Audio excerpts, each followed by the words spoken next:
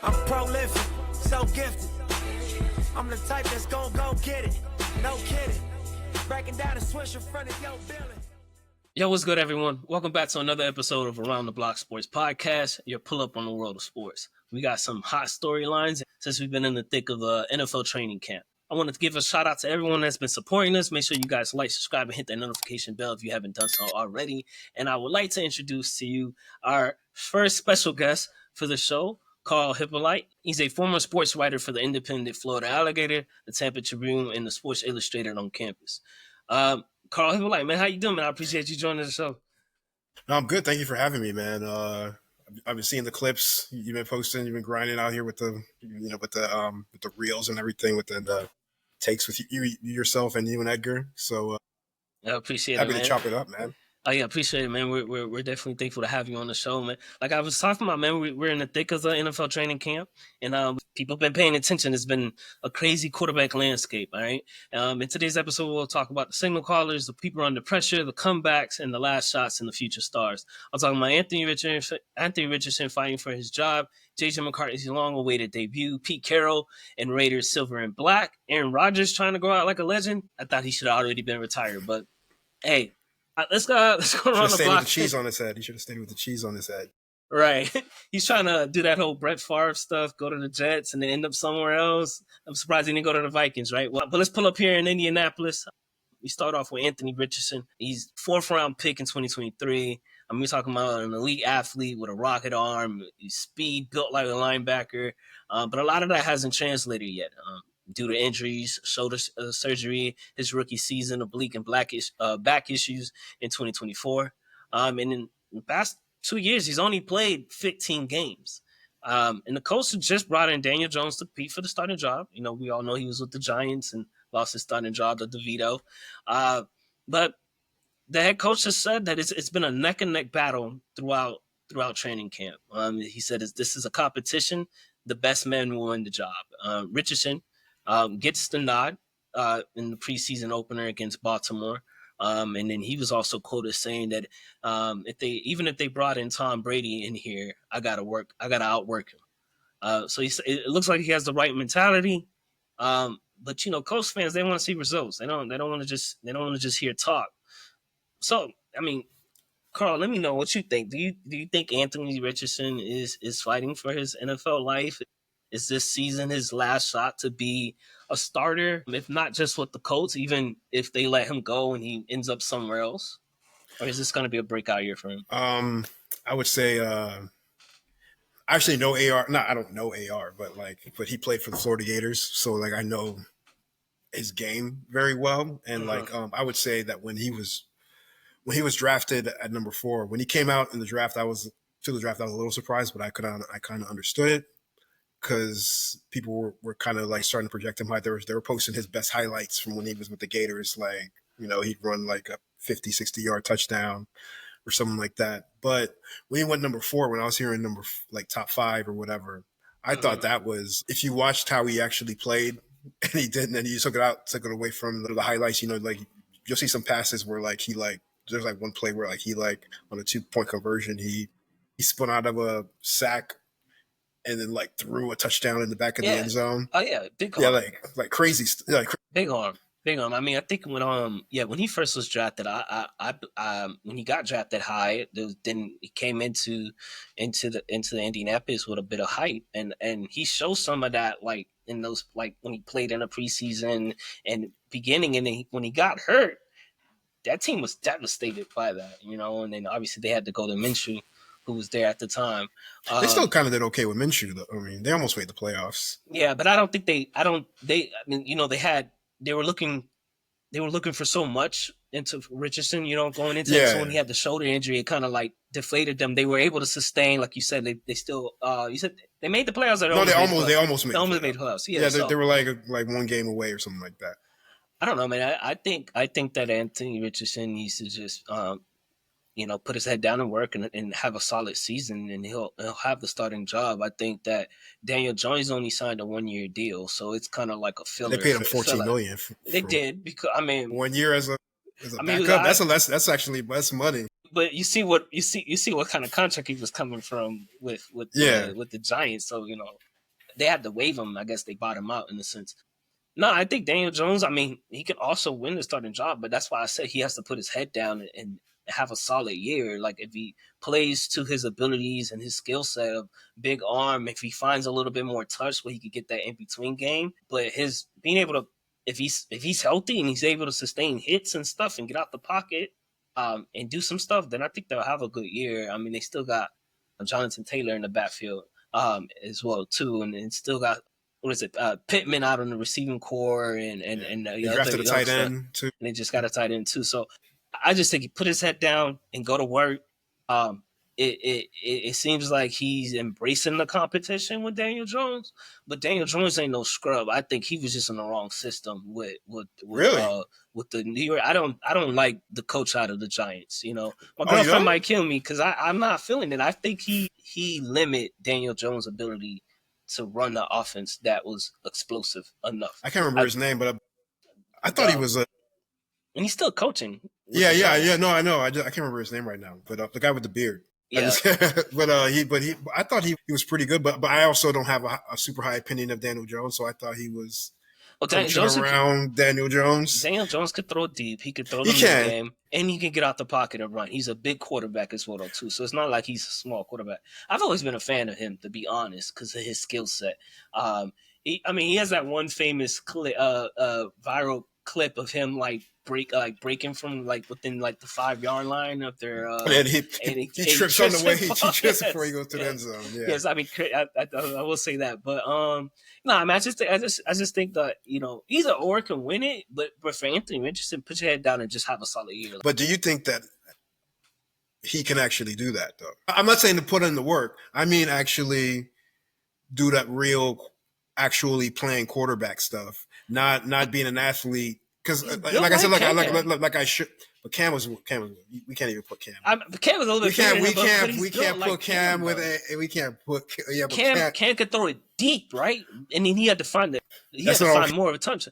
Cam was way more accurate than they are, though. No, yeah, he gets criticized because he was a dual threat and probably wasn't as accurate as he could have shown. And I know he talks about that. But no, I'm saying Cam is way beyond AR. So that's a passer. I mean, if you're looking at Cam's entire career, sure, yeah, obviously. No, even when he came in as a rookie. I mean, rookie year, he won Rookie of the Year. Yeah, but I think he did that more on his legs than he did on his passing, though. No, I think he had more. Come on, AR barely completed 50% of his passes last. Let's see. Cam. No, I'm about to look at him now. Like I said, and like I said, he played for the Gators. I'm trying to be. I'm talking about AR though. I'm trying to be very kind as I can be to AR because I want him to succeed. I just don't really I don't believe that it's going to happen. So Cam's rookie year, 2011, he completed 60% of his passes. That would be the best year in AR's life. I'm not being serious about that. But the following year was 57.7. That would be the best year in AR's life too. I don't know. Let's see what Anthony Richardson's stat was those first couple games when he first came in. Because what all I'm trying to say when I brought up Cam Newton is that he has a skill set like Cam Newton. You're asking. I would say talent. Okay, not talent. Skill. Well, because why not skill? The skill is not seeing what he's able to do. It's only if he's able to apply it. Yeah, that's what I'm saying. Talent is what you can, to me, at least how I'm defining it in this case. Okay. Well, yeah, talent is like the things you can how fast you can run, how high you can jump. But then skill is how do you refine that talent to execute within what you're trying to do. That's how I'm trying to define it. Yeah. For the purpose of AR. Yeah, okay. Comparing him to Cam. Well, then by your definition, then I think he has the talents as Newton did coming in to the league. So I'm just saying if he put his head down and just did what fucking Cam did when he came in and just dominate, because he's able to do it. It's just, will he do it? That's what you asked me, right? Will he do it though? I think the talent is there, and we just have to find out at this point. Because the injuries have derailed him. He hasn't had he's only 15 games as one season, barely, -2. because they play 17 now. So he had injury problems in college too. Is the other thing. Okay. Like I said, like I don't want like I wish I could come up here and big up AR, but I'm just like because it's not because like I said like he's a Gator with like it's better for us if we got a number 4 pick because that'll make us look better, college wise, like you can get other players to come through. You staying true to that blue and orange, aren't you? But I got to say the truth. I actually went to that game last year. That wasn't a good game. That wasn't a good experience. Yeah, I'm sure it wasn't. All right, so let's head over to Cleveland, where the quarterback room is deep right now. You got Joe Flacco. Yep, he's still around. He's bringing that veteran presence after a magical run 2 seasons ago with the Browns in 2023 when he had that late season stretch, put up 1,600 yards, 13 touchdowns in just 5 games. But he's 40. You also got Kenny Pickett. You got the 2 rookies, Dylan Gabriel and Primetime Jr., right? Shedeur Sanders. I'm teasing him, man. I really want him to succeed. That's 4 completely different quarterback styles in one room. So what's the plan here? Do they ride Flacco for one more time? I mean, he has a loop year with Indianapolis last season. Are you hoping to squeeze out a few wins with him and just be competitive? Or do you go hand the keys over to Shedeur or Dylan, what is his name? Dylan Gabriel? Do you get Pickett, who has experience coming over from the Steelers? What are the Browns really looking to do? I mean, this has been basically their biggest question all off season. I mean, they got Garrett locked up. We already know what to expect from their defense, top elite. But it's on that flip side. Who's gonna be under the center? Just found out maybe about an hour or 2 ago that Shedeur is actually going to start the preseason opener because the other guys are dealing with some knick-knack injuries. I mean, what are we to expect with the Browns and Shedeur and Flacco and this whole quarterback carousel that they got going on? I would say that I have no idea, but what they should be doing is playing Shedeur more. Like, not practicing Shedeur more, not treating him like. I understand he was a 5th-round pick, but he's not a 5th-round quarterback in my opinion from what I saw him in college. Nah, yeah, I was disappointed when he dropped. I think they definitely was trying to. There's some I feel like points are trying to be made by people in the NFL for whatever reason. Like I'm not going to say some like on some Kaepernick level stuff because he didn't even really do anything. He's a cocky kid with a famous dad. I don't know, but if I was to guess, I would say that they're probably going to. They got to cut one quarterback for sure, right? Because no one's gonna come in with 4 quarterbacks. So they drafted him 5th, or they got to trade somebody. They tried to Shedeur 5th, Gabriel in the 3rd, and they got 2 veterans. You could cut Flacco, but I don't know if they're gonna do that. You could cut Pickett, but.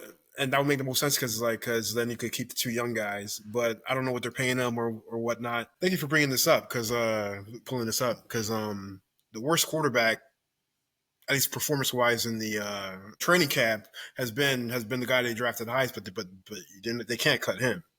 They're not going to because it's going to look like a mistake. I think he's the odd man out. I think Pickett is the odd man out. But I will say this though.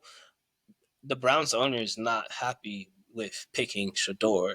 I mean, he's like he's been, he's talked publicly about like if they would have told him, if he would have knew that that's what they were going with, they probably wouldn't advise. He probably would have advised against it. So I mean, he could be let go. And maybe that's why they. But that wouldn't be smart. Like, we'll take a chance. You got to trade him at least then.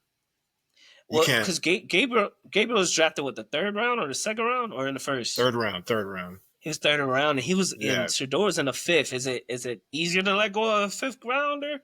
Well, yes, usually, but it's like I said, like Shedeur is not a 5th round quarterback to me. Like he's at minimum 2nd. Yes, and I started saying 2nd when I saw him dropping down. Like when I saw him like not at a certain point when he dropped past like 20, I was like, okay, fine, maybe he's a 2nd round. But I mean, you got to get something for him if you're gonna let him go. I think he's done his job. I think this is the example of what I was talking about putting your head down and just go to work. type of aspect for like Anthony Richardson. I think that's what Shador has done. I think that there's time, place, and opportunity. Be prepared for the right time and the right opportunity, and you'll find yourself in the right place to be able to show out. He could go show out in this preseason opener, and see what he can do. I mean, 49 of 70 for 6 touchdowns and 0 interceptions. I think that's very elite. He's efficient and he's getting the ball in the end zone.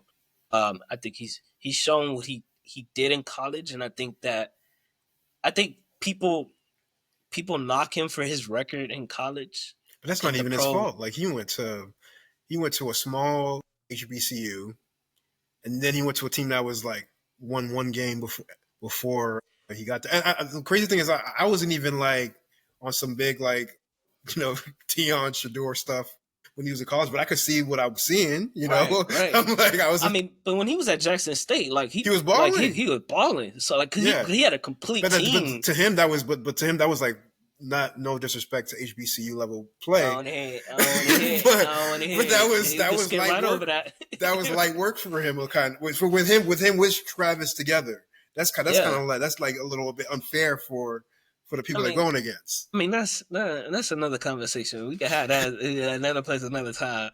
But I would say that but the players come out of the HBCU. I would say Jackson State might even be able to beat Colorado. That's kind of they might have been able to beat when they were there. They would have beaten Colorado. That's kind of where I was getting to. Like I think that the team he had in Colorado didn't allow like to him to like.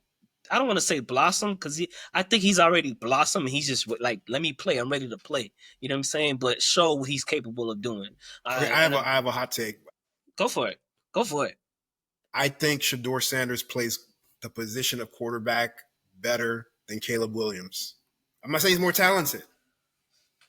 Are you saying his IQ? I'm saying his IQ, his accuracy, the way that he stays in the pocket, he throws it like Caleb Williams. As soon as anything happens, he wants to be running all around behind the offensive line and then throwing it off his, sidestep or off his back foot.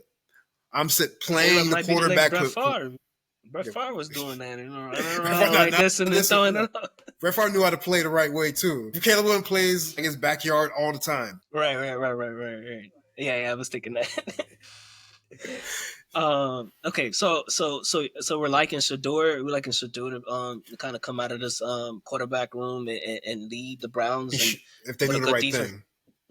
Say it again. If they do the right thing. If they do the smart thing. Okay. What they should do is start probably Flacco, because Pickett's not really a veteran like that. That you're you start him before you know how like some people they'll put the old guy in first and then they save the young guy.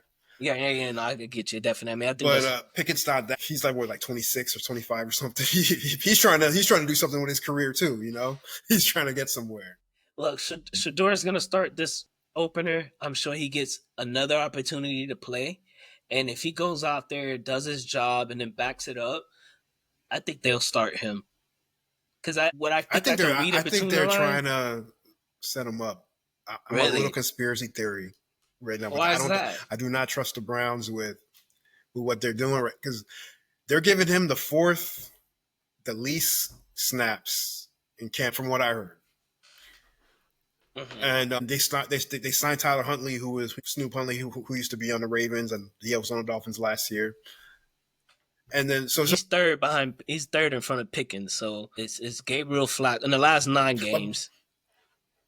Well, in practices, you mean? In practices, yeah. Oh, It's. But Pickens has been hurt. Okay, that's why. Probably that might be why he has more than him. Yeah. But and then they're making him start, which is not bad. It's not a bad thing to start in preseason. But how much experience does he have with the people he's going to be starting with today? That's what I'm wondering. I think his teammates fuck with him though. I think their teammates like they really enjoy him. So I think what I was gonna say was before conspiracy. No, I'm not even a conspiracy person, but I do not trust the Browns with this whole Shador situation. I feel like they're setting him up. You're like, oh, he's gonna come out, be trash, and then see, that's why we're playing Gabriel. The owner didn't know that they drafted him. So I think that the coaching, they know what they can get from him. They probably couldn't draft him high because that would have been a no. That they probably would have got fired. They drafted him higher than the 5th round. So they drafted him in 5th. They like him. They more than like him. I think his teammates like him. If the lack of reps with the first team, I think that'll come quickly for him. You seen him, no haircut. I think he just got cleaned up, but he was rocking the cornrows and they were throwing up, bro. I think he was locked in, and I think he's made the impression. I think that's why if Gabriel and Pickens are out with their injuries, then why not start Flacco and make sure that he's good, ready to go? They give it to Shador. Hey, look, a spot opportunity. So let's see what you do, because they like him. I think they like him. I don't trust the owner to the extent of what you're saying, but I think he emerges. I don't see how he doesn't. I think good talent always emerges. I think he's the best quarterback in that room, to be honest with you. And that's just from what I've seen. And the only reason I put him in front of Flacco is just Flacco's already done his time. He's had his career. He's just collecting money and still playing for the joy. So you think he should start the season, or should Flacco should start and then they bring in Shador? I think they bring in Shador. Give it to him. Give it to him. Just give it to him. Why not? Like, I'm just saying, if he's producing better than the other quarterbacks in that room, and I know, and from what I can tell, his teammates fuck with him. They like him. Like, you see it, good chemistry, good aura, energy, and all that type of stuff. Why would you not bring in a player that's gonna mesh in well as a coach? You know what I'm saying? You see the talent there. He meshes well with the team. You get him the reps, get connected with his guys, and then boom. And that's the opportunity he's getting now. So I don't think, they don't now, not no more. They don't really play starters like that in these preseasons because of the they don't play 4 anymore. But if he shows promise in this game and in the second opportunity, then the practices are between, the off days and the season starting, he'll be getting those reps with the first team. And that's if he shows up, obviously.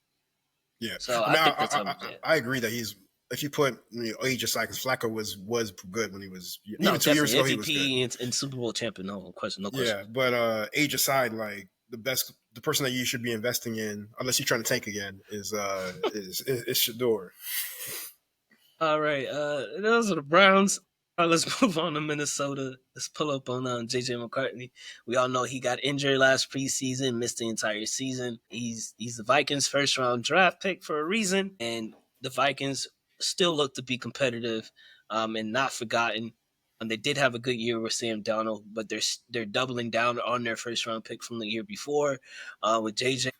And he has weapons. He's got TJ Hawkinson. He's got Addison after he comes back from his suspension. And then arguably, if not Jamar Chase, the best receiver in the league, Justin Jefferson. What are you looking to see from McCarthy in his first season under center for a Vikings team that was actually a playoff team? Not just playoff. They won like 13 or something. Right, they were a legit playoff team. I was pulling for the Vikings and Sam Darnold. I love after a while. I was too. Yeah, like I mean, just seeing Sam Darnold get in there after his stint with Carolina and the Jets and everything, and seeing him like. I had him on my fantasy team. Let me just say that. So that's why you were pulling for them, right? And I had Addison as well, though, too. So, but no, I was able to tune in and see what he had going on. So I was happy for him. But he gets traded, or he gets sent over. I don't know if it was a trade or a signing. I can't remember right now. But he's over now with Seattle as Geno Smith is sent down to the Raiders, and we'll get into that later in a little bit. But what do you like from McCarthy? What do you expecting? What do you think? You think that? I think he's a little undersized, but I don't know. I think we've seen other quarterbacks. How tall is he? And I don't know if it's height wise. I feel like more weight wise. Oh yeah, body size. He is skinny. Yeah. So that's my only concern. Seeing clips and videos of him. But he was a first round pick, and I mean he played for a big school as well too. So, I mean, I would like to see something. What do you think, though? He's going to be on an offense that has talent, like you said. Got 2 great receivers. I mean, Addison's going to be out for 3 games, I think. Yeah, I think the suspension about 3 games. But they still have Jefferson. Strong offensive line. They got a defense that can help them get the ball back. Make short fields, things like that. With Brian Flores ain't playing with them blitzes. Yeah. It's tough to say because like when he was coming out of Michigan, I was like I didn't like love him, but then when I started thinking about how he could fit with that system with Kevin O'Connell, especially after how like Darnold played, and I'm not giving the credit to how Darnold played only to the system because you still got to go out there and make the throws and play and everything. You know, like he's probably finally in a team that made sense. Like the Jets don't make sense, and Carolina still barely had the number one pick, and they don't make sense. So Yeah. so but I started thinking about it, and he's small. He's small in like not in stature, but like, you know, in like size and girth or whatever. Right. But he does have a strong arm. He's decently mobile. I was about to ask. He was very accurate. Like, he's a pocket quarterback, but like there's nothing wrong with. I mean, like Joe Burrow was a pocket quarterback. You can do that. But I mean, what's his like, comp like? What's his comp like? What like who can you compare him to in the league if you had to pick somebody? Someone currently in the league? In the league, not in the league, no matter. Active or inactive. It's gonna sound like I'm not making the comparison in terms of like accomplishment or anything like that. But like if you talk about a quarterback who can like come in and run the offense how you need it to run for a young player, like I don't want to say the name because it's gonna sound crazy, but it's because he went to the same school too, Michigan, like Tom Brady as a young player who could just come in and like execute exactly how you want the person to execute. That's what was why I was like at first when he was coming in, I was like he was assistant quarterback in college for Harbaugh. Mm-hmm. But I'm like, but Harbaugh also knows the NFL, so he knows like he did that because he knows like if I can win in the run game and stop you from running the ball, I don't gotta go crazy passing the ball. That doesn't mean that his quarterback can't play, you know? Okay. He just does what he needs to do. So I started, and I'm not saying that like from he's gonna accomplish anything like Tom Brady. I'm just saying from somebody that's can come in and like, okay, like the play needs to be run exactly this type of way. That's what Kevin O'Connell wants. Okay. And I think he can do that. I'm not saying I don't think I don't know if he can do that the same way to the same level as Darnold, because Darnold was a veteran, even though he's not even that old, but you know, he's been in the league for like 4 or 5 years, something like that. I'm guessing there's a lot of play actions in this offensive set that they have. I mean, if they're gonna be running the ball, then I mean you got a top receiver like Jefferson, and then you got a over the top guy with Addison. I mean, you're gonna be pushing the ball at some point when you're driving down the field and hitting them over the top. I mean, yeah, and you mentioned he has a strong arm as well too. That's what they do at Michigan too. Like they run the ball they just do it slow. They do it like when we were kids, like, you know, 2000s offense. Like we're gonna run first and second down, and then we're gonna throw it. All right. Well, you opened the door for me to ask you this question. You brought up Tom Brady, so it's real quick. Top 3 quarterbacks of all time, or your top favorite? Favorite or best? Favorite. Let's do your top 3. Who's your top 3? However you interpret that, okay, your top 3. My top 3, based on myself, would be Peyton Manning's the best quarterback of all time. Mm. And then I can't go outside of Brady because like he's undeniable too. Mm-hmm. And then my third one would be Kurt Warner. Mm. I love like, and this is actually blasphemous, not saying Dan Marino, but I really only watched Dan like when I couldn't watch and understand football when he was old. So it wasn't like I didn't really watch week to week the peak of Dan Marino. So I can't really put him in there. I mean, some people have like when you talk to certain people and you get around certain circles, I think they'll tell you like behind closed doors, Dan Marino's the best quarterback to ever. Yeah. No, like when I watch his young highlights, I'm like, this is unbelievable. But I didn't watch it myself, you know. He didn't get that ring. That's the problem. And you know, I don't. Did he ever win an MVP? Yeah. He won one in late 80s or early 90s. I don't remember what year, like 89 or something like that, or 90. All right. Well, let me ask you the second question then, right, about Tom Brady. So you mentioned being able to come in and run the system.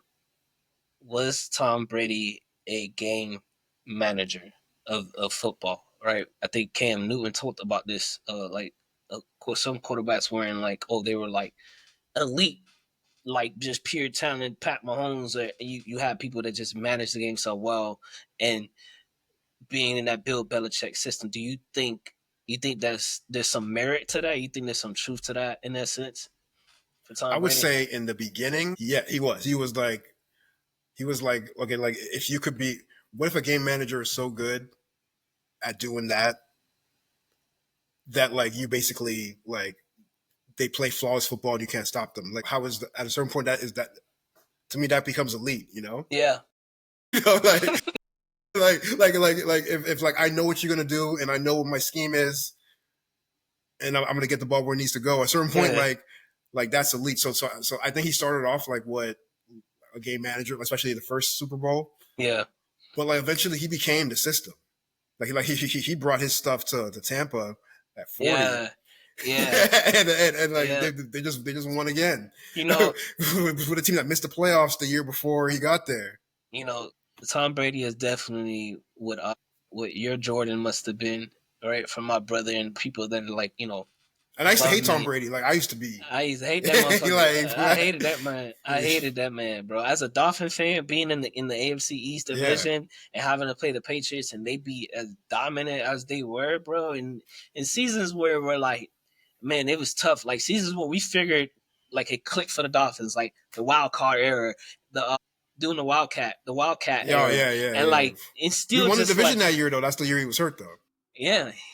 It took him being hurt and he missed the whole season. And Brett Favre threw a pick and tackling actually caught something for a touchdown. Like it was crazy. Yeah, it definitely was. Yeah, I think it's interesting. I mean, he said I just had to get one more than Jordan, and he's got 7 rings. I think, you know, if we look at career, I was rooting against Tampa Bay too. I didn't even care that he wasn't on the Patriots anymore. He got my respect. No, he did, but I didn't want to see it again.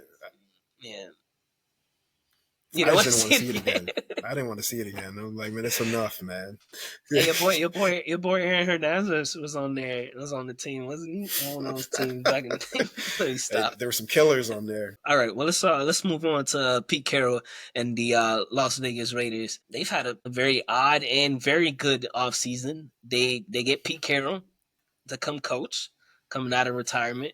They acquired Geno Smith. They get Ashton Genty from Boise State, the Heisman finalist from last Hello, year. Haitian. This isn't a slow rebuild. I mean, this is a full-on rebranding, and they look pretty good. I mean, some people mentioned that they probably have had the best offseason from any NFL team. But last year, they only won 4 games. So Pete Carroll is coming in definitely with a defensive mindset and a very up-tempo play calling, a loaded backfield. I mean, a lot of things to try to stack up on wins. So, I mean, some interesting questions is how does Carroll translate to these younger players and younger generation? You do get Chip Kelly coming back and running the offense and doing what he does with his specialized offensive tactics that he has. How much influence does the rookie actually bring to the backfield? In Oakland, I mean, do they have a good defense for the most part? You know, they got. Well, last Cosby. year they didn't though. I mean, I think they played in some games that allowed them to win those 4 games, and I think they played a big factor in that. Obviously, a lot of luck. You had that really one wild game where it was like a very low scoring, and there was one late by them. I mean. What do you like about their offseason? Do they look promising? Do they look legit? Do they sound legit? Do they walk, talk, and smell like it too? I definitely like some things that they have. They upgraded the quarterback position. Like Geno is not like Geno he's like top 12 quarterback, something like that to me. But that's a big upgrade from what they had with I think they had Aiden O'Connell. I think Minshew, who's decent, but who can be decent if you put enough, you know, like he could be like average if you put some things around him. But they drafted Gene, who I think is one of the best running backs probably drafted in the last few years. I thought he should have won the Heisman over Travis Hunter. Yeah, he was balling though. He definitely was balling. Yeah, and I'm like, and And people don't. I don't think people like at least think about enough that like at Boise State he was putting up numbers with like offensive lines worse than the defenses that he's playing against and things like that. So I feel like he could really like. I don't know what I don't want to put a number, but like he's going to be at least. I think he's going to be at over 1,000-yard back as a rookie. I just had to pull up the depth chart to like kind of see what their weapons look like. The tight end is great from last year, Brock Bowers. Some people had them in our fantasy league last year as well too. He was putting up some numbers. Jacoby Myers is not a bad receiver. I think he's had like an off season, like he's had a bad season or two. But he has a lot of talent to be like a number 2 guy. I'm not saying but he's not a number 1. That's the problem, though. He's not. But they got a tight end who's like a number 1. Then now they have a running game. They brought in Raheem Mostert, which I like. I thought the Dolphins fumbled that last season with Raheem. I think he's a little washed. I mean, I think the Dolphins set him up for that. I'll be honest with you. I think the Dolphins set him up for that. He came off of a career year, and then they barely wanted to play him. And then that was after things that happened with he first got hurt, and then 2 games where we were winning the games. Bro, he had big fumbles that cost us the games. I like Raheem, but was his. We gonna be passing about. We know we're gonna be passing about the Dolphins, but he cost us the Colts game last year for sure without Tua. You rehashing old wounds, okay? But yes, Bowers is good. Jacoby Myers is promising, but can he be a number 1? Can he be a number 2? They need to make a move at some point and bring in some type of help in the receiving corps. If it's not before the season start or soon, but I don't. You got 2 good tight ends though, so if you could build around a run game and who's the other tight end? Myers pretty good too. Like he's not like a bit. Yeah, like he. I don't even think he's not a huge receiving tight end, but a lot of teams don't even have a. No, I mean Mayer. No, yeah. Yeah, like, but he's more of like a run game tight end, but he can receive enough that like, okay, if you got Bowers number 1, you got Gene T in the backfield, you got Jacoby Myers as a receiver. If you could just be like a little bit like more old school offense. You play with 2 tight ends and 2 wide receivers and 1 running, like you could just like be like a run game heavy team and you let Gino play that like kind of, I don't want to say game manager, but you know what I'm saying? Like, just get the ball where it needs to go type of thing and not big play offense. Right. No, I can see that for them. Nick, and like you probably mentioned it, but you running 2 tight end sets and being able to run the ball and maybe some play actions because, I had a buddy whose name I just forgot, but the only thing is Chip Kelly doesn't match that. Chip Kelly wants to put a bunch of receivers, throw it downfield. Yes, I mean they probably not need that big over the top, but just enough speedster guys. And I think Tucker does bring speed as well too. But with the Raiders, I think that we'll just see. I mean, they got some interesting pieces with their rookie, right? The running back, Genty, and we'll see. Gino is no scrub. We'll see what he could do with lesser receivers. He had better options in Seattle, all right, with DK and Lockett. So, but he has, like you mentioned, he does have the tight ends, and we'll see what Myers can do. Jacoby Myers can do as well too. What do you think about them within their specific division now? It's tough because you're in the same division as Pat, you're in the same division as San Diego, who's looking a little bit better, I guess. The Broncos, Broncos as well though too. Broncos play defense, Nix, run the ball. Bo Nix was. I don't think that was a fluke. I think he had to kick. I'm not a Bo Nix. You not a big Bo Nix? I got to see it again. You got to see it again. Okay. I don't think there's no fluke. He's in the right system. He's under Sean Payton, who's a little weird, and we've seen that with the whole like Russell Wilson and that type of drama and stuff. But they didn't really throw like people say that like. Not to make it a Dolphins thing, but like people talk about Tua, like Tua throws the ball down. Like Bo Nix, they didn't let him throw the ball downfield. They had him throwing right here. But I think they're gonna open that up, and I think that like I just saw something today on was watching NFL Live, and they were talking about Sean Payton coming up with this like formula on how he he values quarterbacks, and it's basically what percentage of your snaps result in a like interception, fumble, sack, or something negative, right? He does protect the ball, yeah. Right. So he said that he mentioned that in 2017 when Pat was drafted that they wanted him. And then they get him. And they wanted Mahomes? They wanted Mahomes. And so I guess when he was still on the Saints, I guess? Still with the Saints, because this is 2017. That I guess with Drew Brees still there too then. Yeah, I mean, he got drafted to KC with Alex Smith being there. Alex Smith is nothing. Before his injury. Alex Smith is nothing though. no disrespect to Alex Smith. He was good. Is he better than Daniel Jones? Yeah, for sure. Okay, so they ain't no scrub. No, I'm not saying he's not. I'm just saying that's not the same thing as Drew Brees. No, facts. But so I mean, but Brees was on his way out though. Yeah, he was. He was definitely on his way out. So like transition and everything set up, would have been nice for Pat. But he said indoors too. For who? Indoors too, like playing. Oh, indoors. Oh yeah, definitely. They're playing indoors. Yeah, definitely playing indoors.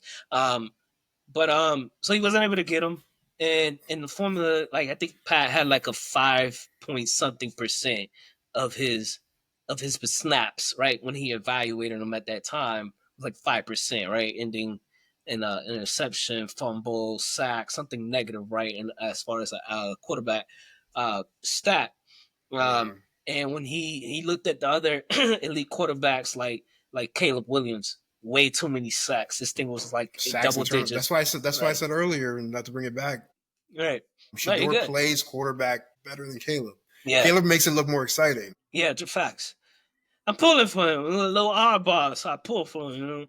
You gotta respect the little ones and let them play too. But so yeah, Caleb Williams was like double digits in his percentage, right, of the negative quarterback stats of the sacks and the interceptions and stuff like that. But when he went through all the quarterbacks and he got the Bo Nix was only like 2.7, something like that. Right. He was like in the twos. So yeah. That's why he went with Bo Nix. So I think like he knew his quarterback early on, even obviously transition with Russell Wilson or whatnot. Like maybe he could have helped in that development or whatever. But that was corny how he did. I don't even like Russell, but that was corny how he was doing Russell. I'm not even a Russell fan. But I'm just like I just don't like corny, but he like the Shador stuff, how he did Russell in Denver. This is a side note, but I saw Sierra recently. I just want to throw that out there. I got a hug. You saw her in person? Yeah, I saw her in person. Through my job. We can talk about it offline. I can't talk about it online. but yeah, no, I agree. I thought that's like that was very weird. His situation in Denver, but Bo Nix very effective with the very ball security and to your point of what you brought up about like not really like the playbook hasn't really been opened up for him basically. Yeah. I think that's coming. He's had his quarterback. He knows who his quarterback was early on. He's developing it. He's gonna bring the new Drew Brees. It's gonna be Drew Brees 2.0 over there in Denver. By the way, I got some bad breaking news. Oh Lord. It seems like Anthony Richardson got hurt in the preseason game. Are you? He took a sack. He took a sack, and I just got a message. So I was saying he was getting hurt in. He was getting hurt in college. The game started at 7:30. 7:30, yeah. It's 8:02. Yeah, he took a sack and I guess he. We didn't talk about it. He didn't come up. We didn't talk about it real quick. His injury. He's injury prone. Is this what we're gonna expect from his career? That's what I was saying. Like I know Anthony Richardson. Like he gets hurt. Though he gets hurt. I'm not gonna say he's not accurate. I can say he's not accurate. Because you could say because he doesn't play enough. Mm-hmm. He doesn't play enough because he gets hurt too much. Right. and so he doesn't have time to like develop his touch. Like if you're getting hurt, you're rehabbing instead of practicing. You're rehabbing instead of playing. Right. Like that's why like I can't even put him with Shador. Shador already showed he can do the quarterback stuff, not the athlete right. stuff. Like like to me, like I wish him the best. I don't want to have to say this stuff about AR. All right, well let's keep moving forward. We talking about Anthony Richardson. Let's talk about Aaron Rodgers. Is this his final stand in Pittsburgh? He's gonna be in black and yellow this season. He had his stint with the Jets, but left there after 2 seasons and a torn Achilles. But he finds himself at the Pittsburgh Steelers, where he's gonna be linking up with Metcalf, that was traded over from Seattle, which I was shocked by. They gave up on their receiver Pickens. Oh, Pickett and Pickens. Pickens was the receiver Pickett, and they had Pickett as the quarterback. Yeah. So they gave him up in that deal. It would have been nice if they were able to keep both of them, but he does have DK who can go deep, who can play the middle of the field. You can hit him with a couple bubble screens and see what he can do. We all know how fast he is. Aaron Rodgers is 41 years old, and he's not Aaron Rodgers. He's not doing the hip check. This discount double check. Yeah, the double check anymore. He's literally playing on one foot, and but I mean, you talk about a Steelers team with Mike Tomlin at the head, who's always had them in contention, playoffs, division titles, giving Baltimore a run for their money year in and year out. You bring in what he knows as league quarterback throughout his career, as far as MVPs and efficiency and pocket and arm angles and throws and all this other fancy stuff or whatever. But Steelers team is always in the mix. It's always competing. Their defense is still very much solid. They add Ramsey via Miami. So they they had to give up Fitzpatrick, obviously. He goes back to the Dolphins. But they still got Porter. They still got TJ Watt. They're no joke on defense. And then, Fields had them very much competitive. Somewhat managed whatever he was able to do there as well too. But what do you think? Is this a waste of time for Aaron Rodgers and the Pittsburgh Steelers? Are we gonna see something special? What are your thoughts? What are we looking at? Special Is a 41-year-old Aaron Rodgers Achilles injury trying to win it one last time? When a ring? Yeah, win a ring one last time. That's not happening. I mean, what is he doing it for? He's not playing just to play, is he? I mean, obviously this is. He was on the Jets. He was playing just to play. I mean, I was one of the people saying, like, why are we acting like the Jets are going to be good just because they got an old man? I was saying that for 2 years straight, and people were acting like I'm just hating. So they had a number one corner and a number one receiver. So that's all they had too, though. They had a good defense and good running backs. They got okay running back. But Hall is no joke. I mean, Hall is all right. Talked to a lot of fantasy. The Dolphins got one running back for sure better than them, and I think they might have 2 others better than Breece Hall. Okay. I mean, ain't saying injury prone, so I don't know. AJ doesn't get really. He just had a concussion one time. That was it. No, he was. I know he's got concussions in Miami. That was okay, but that was a rookie. You transitioning into the. Breece Hall missed like half a season already. and when he played, he played. No, AJ played better than him. Come on, yes. Man. AJ averaged like 8.5 yards a carry his rookie year. Something like that. He was, yeah. And I mean, when he gets off, he gets off. I just think that. I mean, they didn't even try to do the whole like 2-headed like running attack with Raheem. You mean last year? Yeah, last year, like it was like they were like heavy HN, like they were like, they were too heavy fuck HN. Raheem, bro. They were too heavy HN. I agree with that, but this is not the Dolphins portion, so it's not good. We get derailed a little bit. That's my fault. I brought up the Dolphins. I brought up the Dolphins got more. So no Super Bowl. They're not Super Bowl. No Super Bowl. No division. Maybe a wild card. That's what I see for them. Like maybe a wild card if because they're gonna control the pace. Tomlin's gonna do that. Like he did that with Justin. Justin can barely pass. I have no disrespect. They did it with Russell, and I would say they got better at quarterback because Aaron, even though he's basically like he's washed for his own self for what he used to be. Mm-hmm.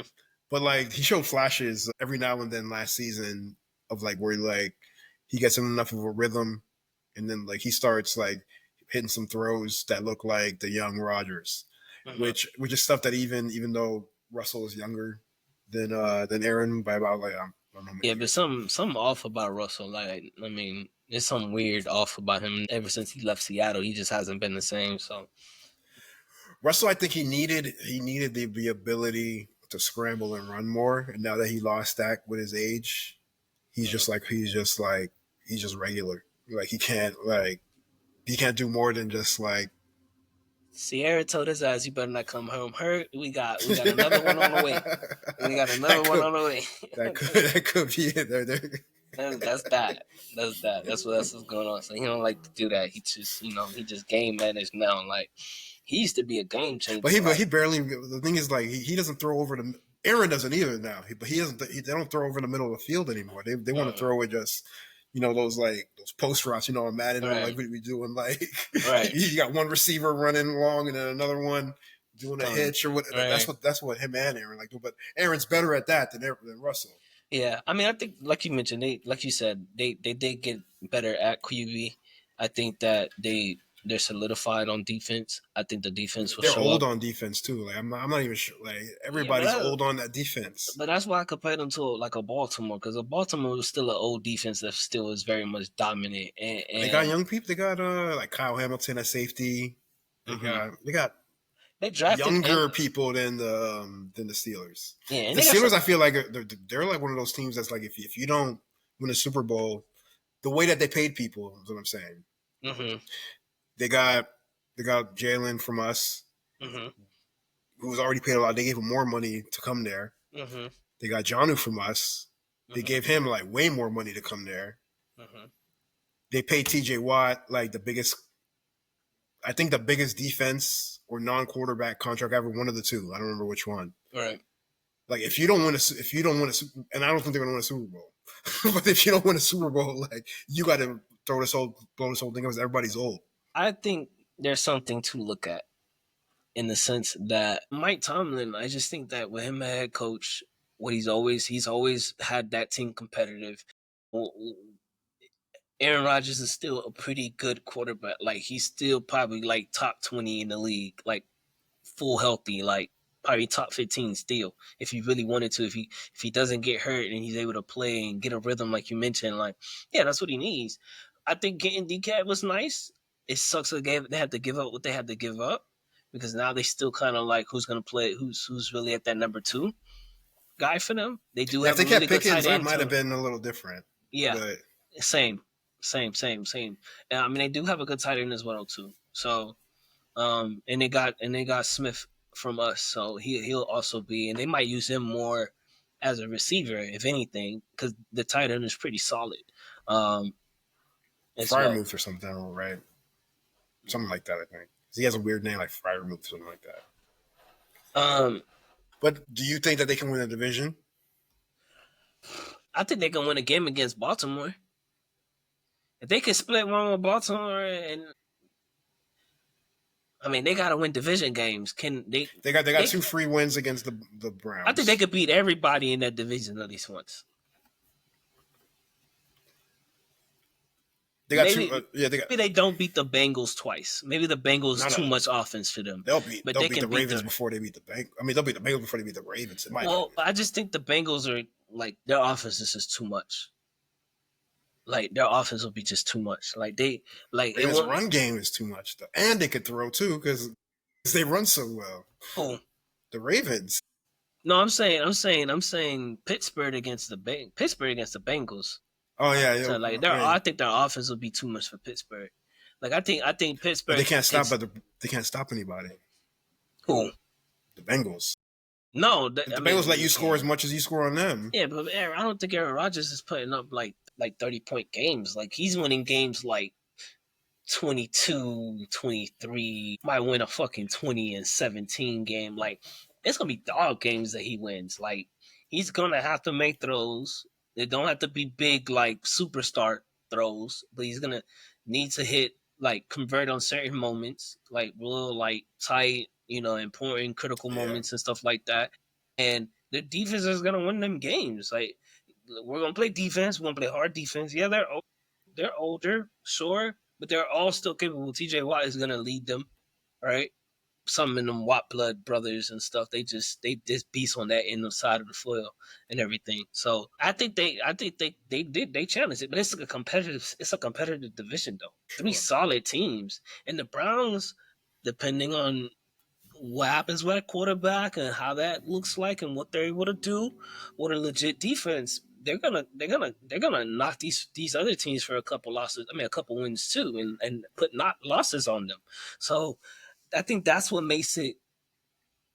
I think that's what allows the window to open, the door to open for like Pittsburgh to sneak and win the division. Like they don't have to win 13, 14 games because the division is so competitive. I don't know. I mean, the Ravens just won like 13 games last year. What if that division? what if that entire division, right? When they all play each other, that's not all goes 500. The Browns are not good enough. The Browns are giving free wins. So you okay? So you think So the Browns are definitely, no matter who's at quarterback and how good they produce, even if it's Shador, they're not gonna. They're giving to the other, especially to the Ravens. They give it. That's 2 wins. Mm-hmm. Like they'll beat Pittsburgh. They could beat. The Browns. Yeah. No, I can't even say that. Not even Pittsburgh.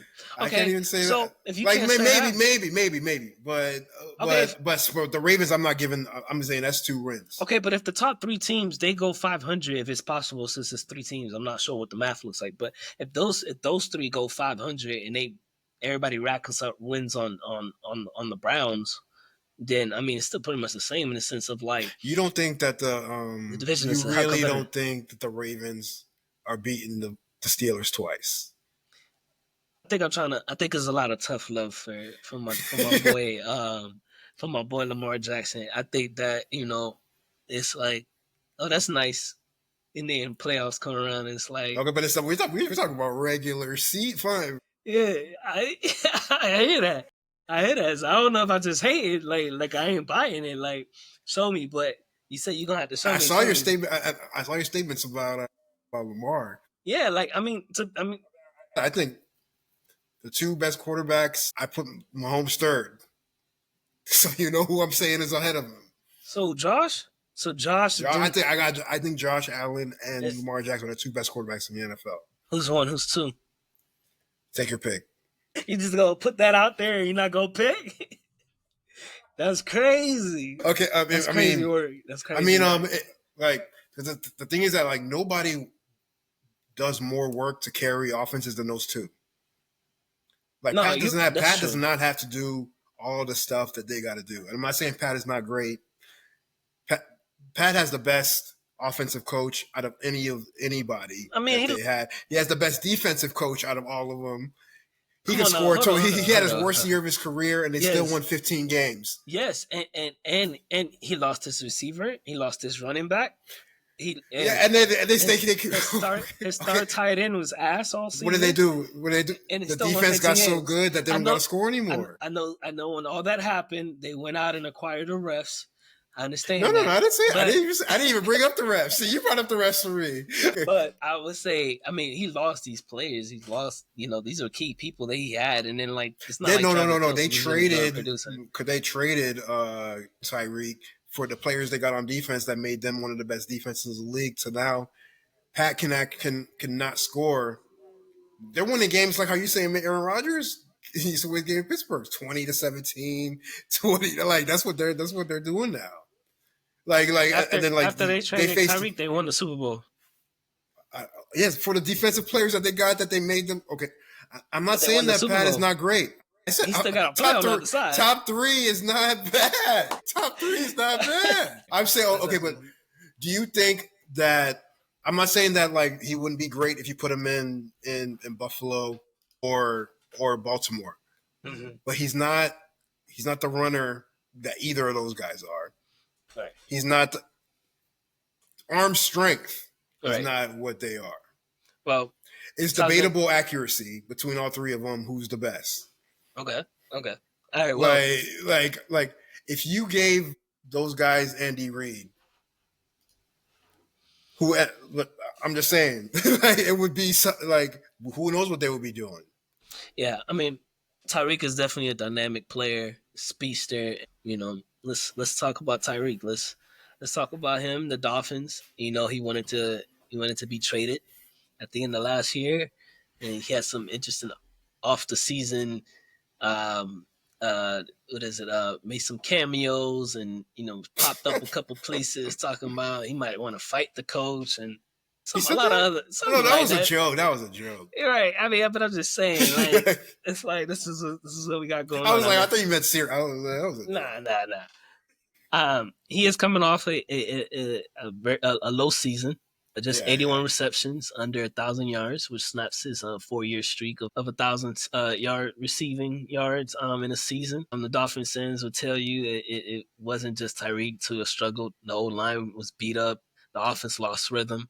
I think all those things are true, but I think there's more to that, right? Now everyone's healthy, and Hill is reportedly locked in.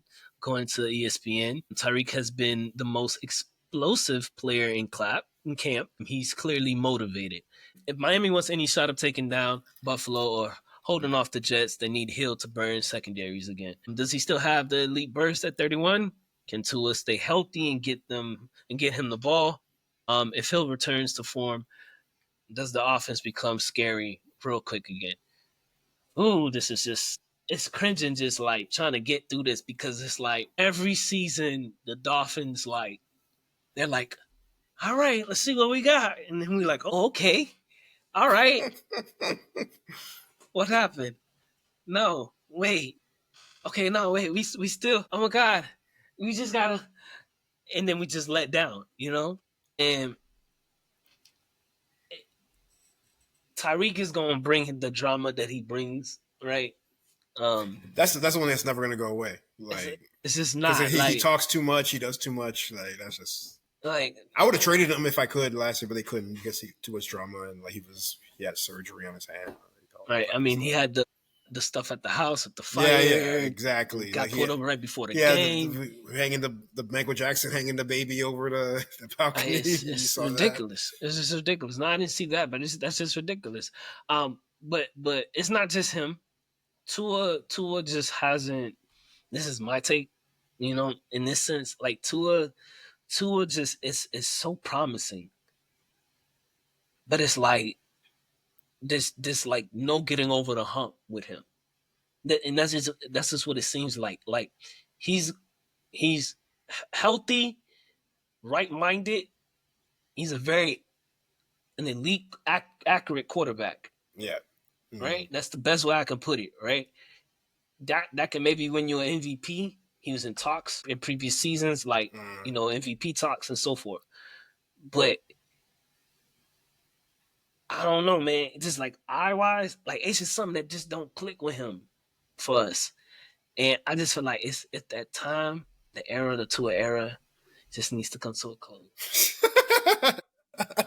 And just give the ball to somebody else.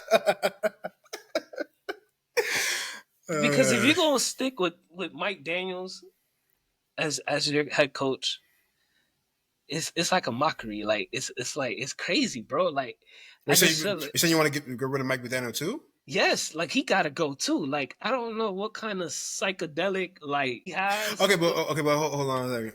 You think Tyreek is one of the best playmakers in the league, right? Receivers, playmakers, whatever you want to say, whichever word. I think at the height of what we've seen him at so far, yes. I want to see. If he could still do that with us. Can he still do that with Tua? Can he still do that with us and Tua? With which people did he have his best seasons with statistically?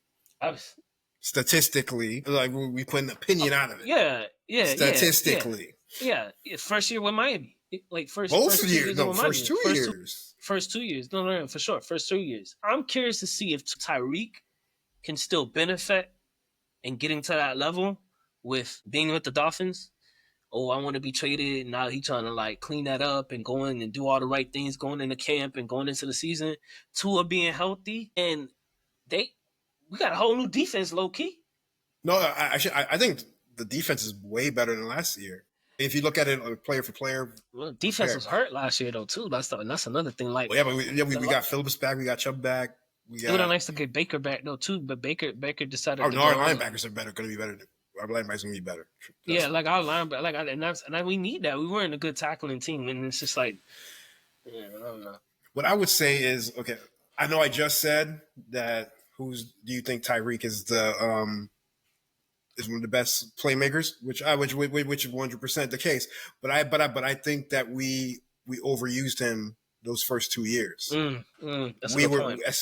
Especially the second year when we scored 70. He was trying to get 2,000 yards. It's like we were playing to try to get Tyreek 2,000 yards, and how it felt to me at certain points, instead of like trying to play to beat whatever team that you're trying to beat. Right. So to me, I think like Tyreek needs to kind of go back to how he was used in KC, where he was like, it was either even like a kind of an even split with him and Prime Kelsey. We need to be splitting it like that with him and Jalen Waddle. So he's still going to get 1,000 yards, probably more than that, 1,300, maybe even 1,500. But we're trying to get you 2,000 yards. That needs to be done for sure. We need to. Tyreek gonna get his stats. I'm not saying 1,500 yards of stats. Like he's gonna get them. 1,800 is not necessary. He gonna get them. He can get them. It's he doesn't need. Okay, if we got to get him 1,800 yards, then like what you're saying is gonna happen again. Yeah, we're not gonna be running the ball enough. We're not gonna be. That's what I'm saying. Like, too many bubble screens and stuff. Mike McDaniels and Tua gotta go. It's simple for me. No. Wait. Simple for me. The problem is that you are blaming the wrong people for certain things. There's a reason why Tyreek was never a captain in KC. He's a captain in Miami. How is he acting how he acts in Miami? Someone that should be a captain. I think Tyreek dropped the ball a lot. No. But that specific question. There's a reason why he was not a captain in KC. We see that now. Yeah. He's never a captain in KC. Yeah, and then you don't. Okay. Is that so? You're blaming them for stuff when they're trying to. They got Tyreek into Miami. But Tyreek didn't get his numbers because Tua wasn't on the field playing. He got his numbers. He got the two seasons that's going to make him a Hall of Famer for sure with Tua. In 2022 and 2023. But I'm saying this past season. No. He didn't get his number. No, he didn't get number. Tua led the league in something last year. Tyreek didn't. But I'm saying no. Tua led the league. Okay, so, come on. But you bringing up Tyreek and like you saying like that you could put put more blame on him. You saying it's more his fault than Tyreek himself said that he didn't. This is the first year that he really knows the offense that he's in. He just said that last week. Who said that? Tyreek himself. Google it. That's a head coach problem.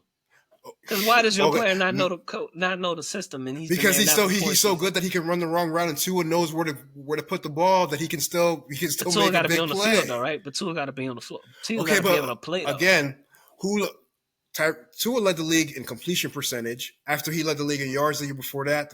After he led the year in quarterback rating the year before that. You're blaming that person for not getting on the field. Okay.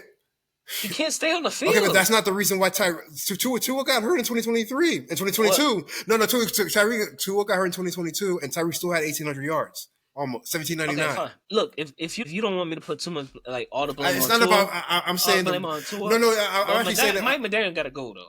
No. Mike McDaniels got to go. What I'm saying is Mike McDaniels go though. The reason why Tyreek was not good himself last year, there's a reason why Jonnu had the year that he had, and Tyreek and them didn't. Like Jonnu had the best year of his career by far. Like that's why now he's getting paid $12 million. He didn't want to let Huntley throw more than 3 yards in front of him. So I mean, okay, no. Most of that game when Tua was playing.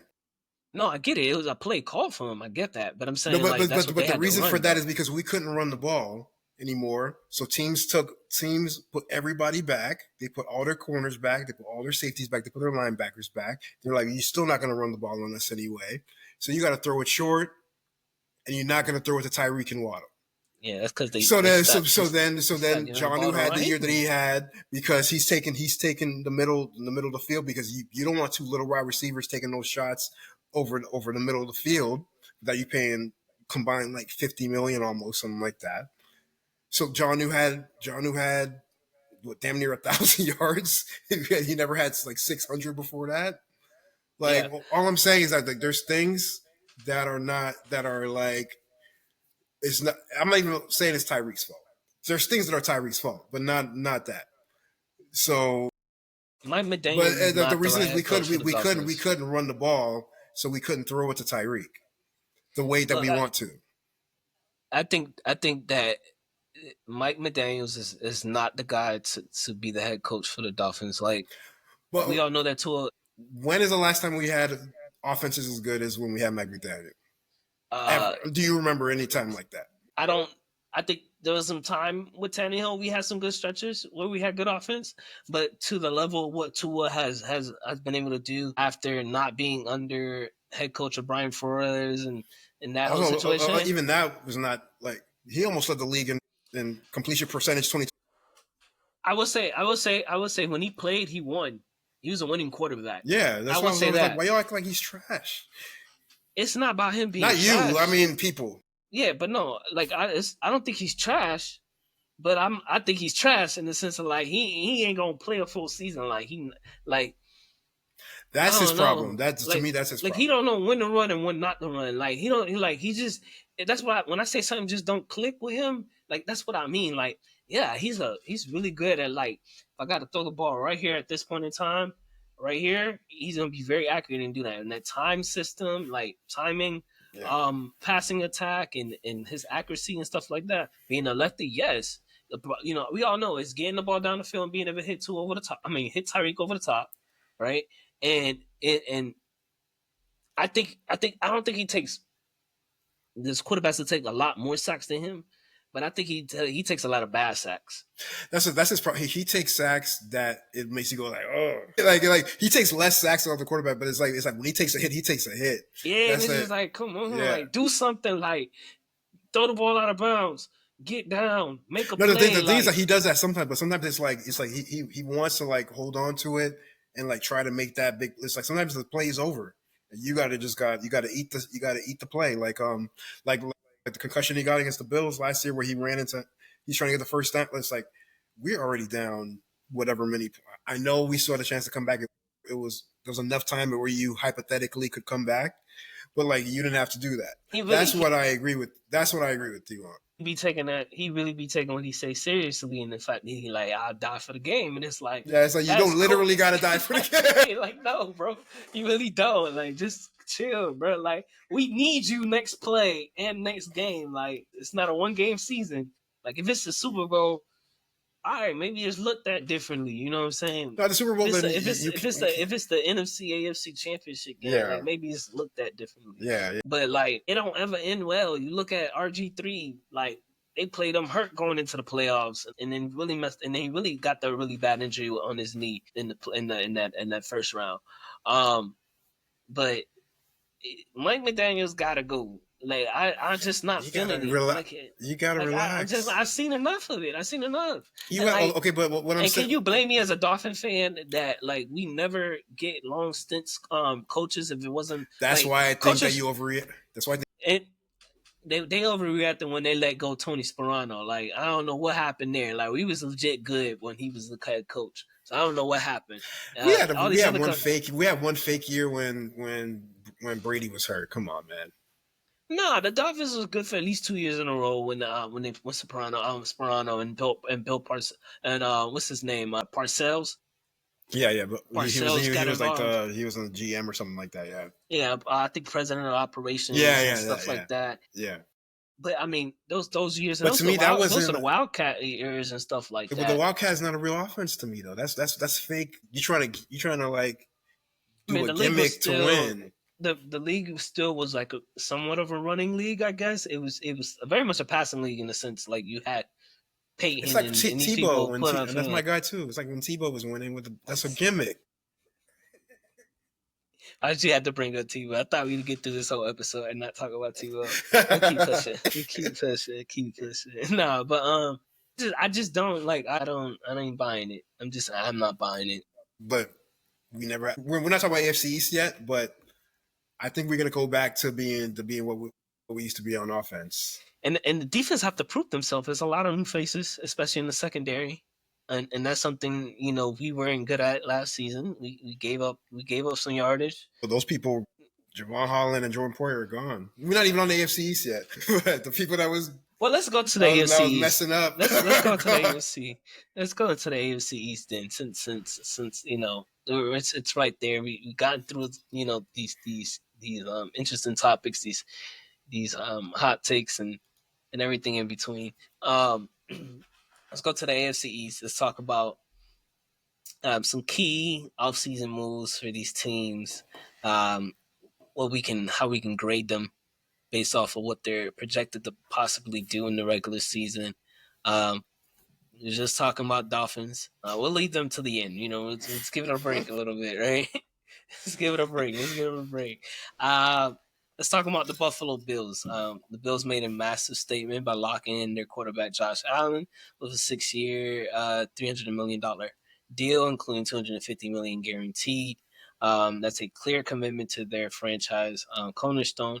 On offense, they keep their receiving corps intact with signings of Josh Palmer, Khalil Shakir, and Elijah Moore.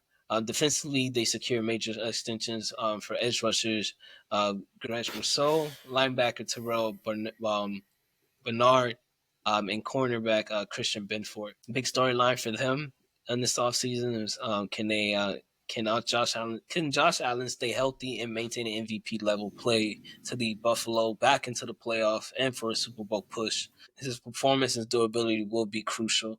The Bills locked up key talent and have strong foundation, but need consistency around Allen. He was pretty consistent. He barely turned the ball over as far as throwing an interception. Do we like them to still be the favorites in this division? What grade do you give their roster, and how many games do you think you see them winning this season? Their roster, I would say, I see them winning the division. I'll say that. I'll put that out front. I actually don't. I think they play better than their overall roster. Because to me, their overall roster is like, if you had a different quarterback there, quarterback already. Like if they had a lesser quarterback there, that's not a playoff team to me. Is Cook gonna be there week 1? Well, yeah, James Cook got to resign. Yeah, they got to resign James Cook. I was just seeing that today. He's in that final year of his. I think they got to take care of him. I think I was hearing that like they gotta pay him, but they don't gotta give him like top 2 running back money, but they gotta pay him. The thing is he really gonna sit out a season? That's the thing. I don't think he sits out a season. I think they figure it. They gotta pay him. Out. That's what I'm saying. Yeah, they gotta figure it out. Yeah. And he's got to they both sides got to figure it out. Right. But James Cook and Josh Allen are their 2 best players to me. Like Greg Rousseau was good. They got Matt Milano at linebacker. He's good. He gets hurt a lot, but he's good. Bring in Elijah Moore. Elijah Moore is scrubbing up. Huh? He's not a scrub, but he's not. The receivers are nothing to me. Like if they didn't have that offensive line they got with Josh Allen, like people will be saying that's the worst wide receiver group and one of the worst in the league. And what they got? What is it? Khalil Shakir is all right. They got Coleman too, right? They got Coleman as well too. Keon Coleman is not good to me. You don't think Keon Coleman is good? Well, he's not good as far as like he's a possession. He's a pure. He's like do you remember Rondé Gadsden or what's his name, man? OJ McDuffie on the Dolphins. Mm-hmm. Yeah, it's like he's like those guys, but it's not 20 years ago. He's like that. It's not. To me, Elijah Moore adds another weapon that he didn't have last year. And then Josh Allen's going to make it work. Yeah, and then he still has Knox. They had the other tight end. Their tight end's great. Yeah, they have two good tight ends as well too. So I think they're a great physical football team. I think he throws some more touchdowns than he did last year. I think he matches his touchdowns. What did he have last year? Let's see. Touchdowns wise. I mean, I already said I hate Josh Allen, but I already said he's top 2. He might be number 1. He had 28, so I think that's actually light for him. Yeah, I mean he was very efficient though. He didn't. I think that's kind of why. But I mean, when you had a Cook back there doing what he does, and Josh is part of the run game. Yeah, that is as well too. You definitely add him into that as well too. So winning So the division, how many games? 12, 13, something like that. Yeah. You sounded so sad when you say it. Like Because I 12, 13, is that bad? Like, no, that's not. That's hard for a certain team that I think needs to be shooting for that anyway. No I mean, matter the what people are Dolphins. talking about, no matter what people are talking about. Look, man, the Dolphins. Yeah, like we said, we're gonna You hold gotta off wait on before that. we're gonna wait on that. So the New England Patriots, they prioritize locking down star wideout Stephon Diggs. Has had some already had some off the field shenanigans and situations going on. I He's don't know what showing he that. had. He's showing that. I don't know what he was showing. But obviously, he's been dating Cardi B and living a life, but he's not with the Patriots. They also signed defensive talent Milton Williams and Harold Landry. Drake Maine remains a starter under center for the Patriots. They do bring in Josh Dobbs on a modest deals for a backup situation there. Offensive consistency and quarterback play will decide how far they go. Drake Maine leveling up from his rookie year. I think he went through a year where like he got to see a lot of different things and learn and make mistakes, have some good outings and that type of thing where he can build off on. And then he's getting a receiver with Stephon Diggs. So we'll see if the Patriots are able to solve their quarterback puzzles, really taking over this franchise. I think what was his name? Zippy Zappy or some shit like Oh, that. Bailey Zappi. Yeah, I think that was interesting when he came in. So we'll see what Drake May can really do. Are they able to be a surprise something in this division? Uh, like is it Drake May, Stephon Diggs, and Verbal coming to New England to coach? Like he has success in Tennessee. Like is it like 10, 11 wins for them here? Like what do you think about the rosters? Or or we're shooting too high with that? I'm saying they get 7, 8 wins. That's a success for them to me. Drake May is he has talent for sure. Vrabel's a good coach. I think their defense is going to get better on that side of the ball. But their offense, I think they drafted a lineman in the first round. I don't remember who they drafted after that. So that they needed offensive line help. They got that for their young quarterback.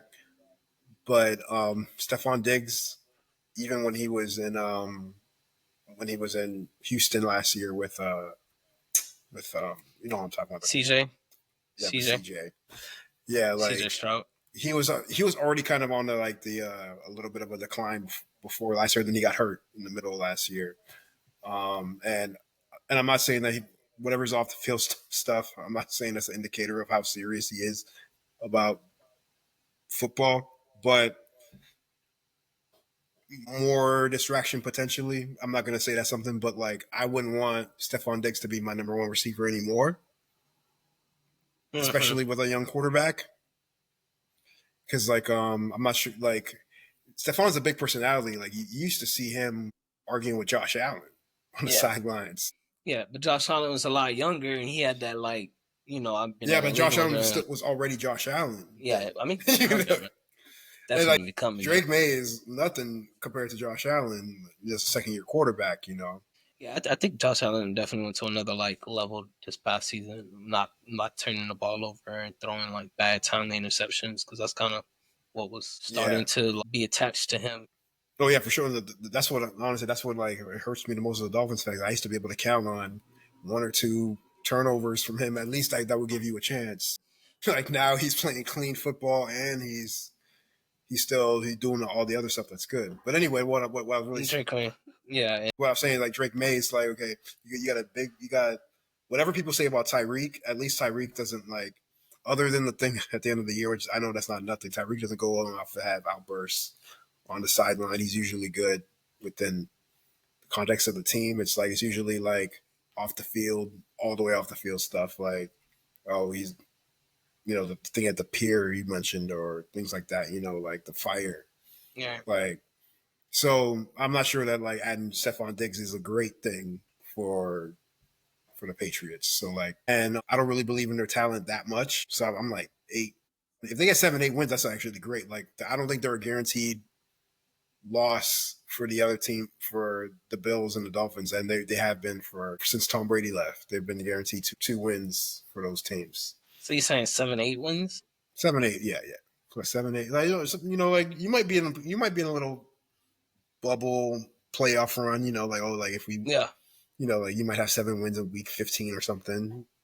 you could be in the race if things break your way. I think it all looks nice. I ain't checking for it. Like, that's how I really feel about it. Like, yeah, cool. Wow. Okay. Yeah. Cool. Like, plus, I mean, like I said, I'm a Dolphin fan. We in the same division. Like, I can care less about the Patriots or be traumatized by what the Patriots have done or whatnot. But we've got our licks, throughout history for sure. But yeah, I'm not checking for it. There's nothing.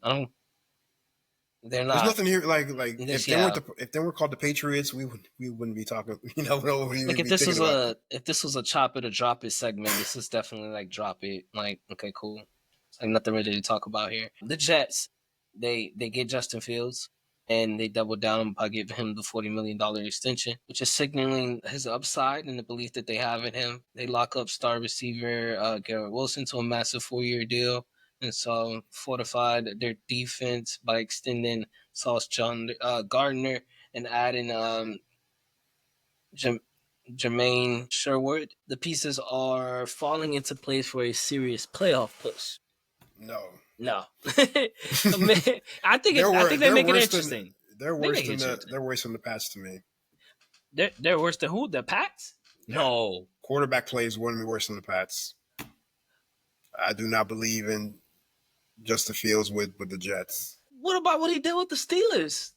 And he didn't get himself benched. They just Russell was back, so they put Russell back in. The Jets are.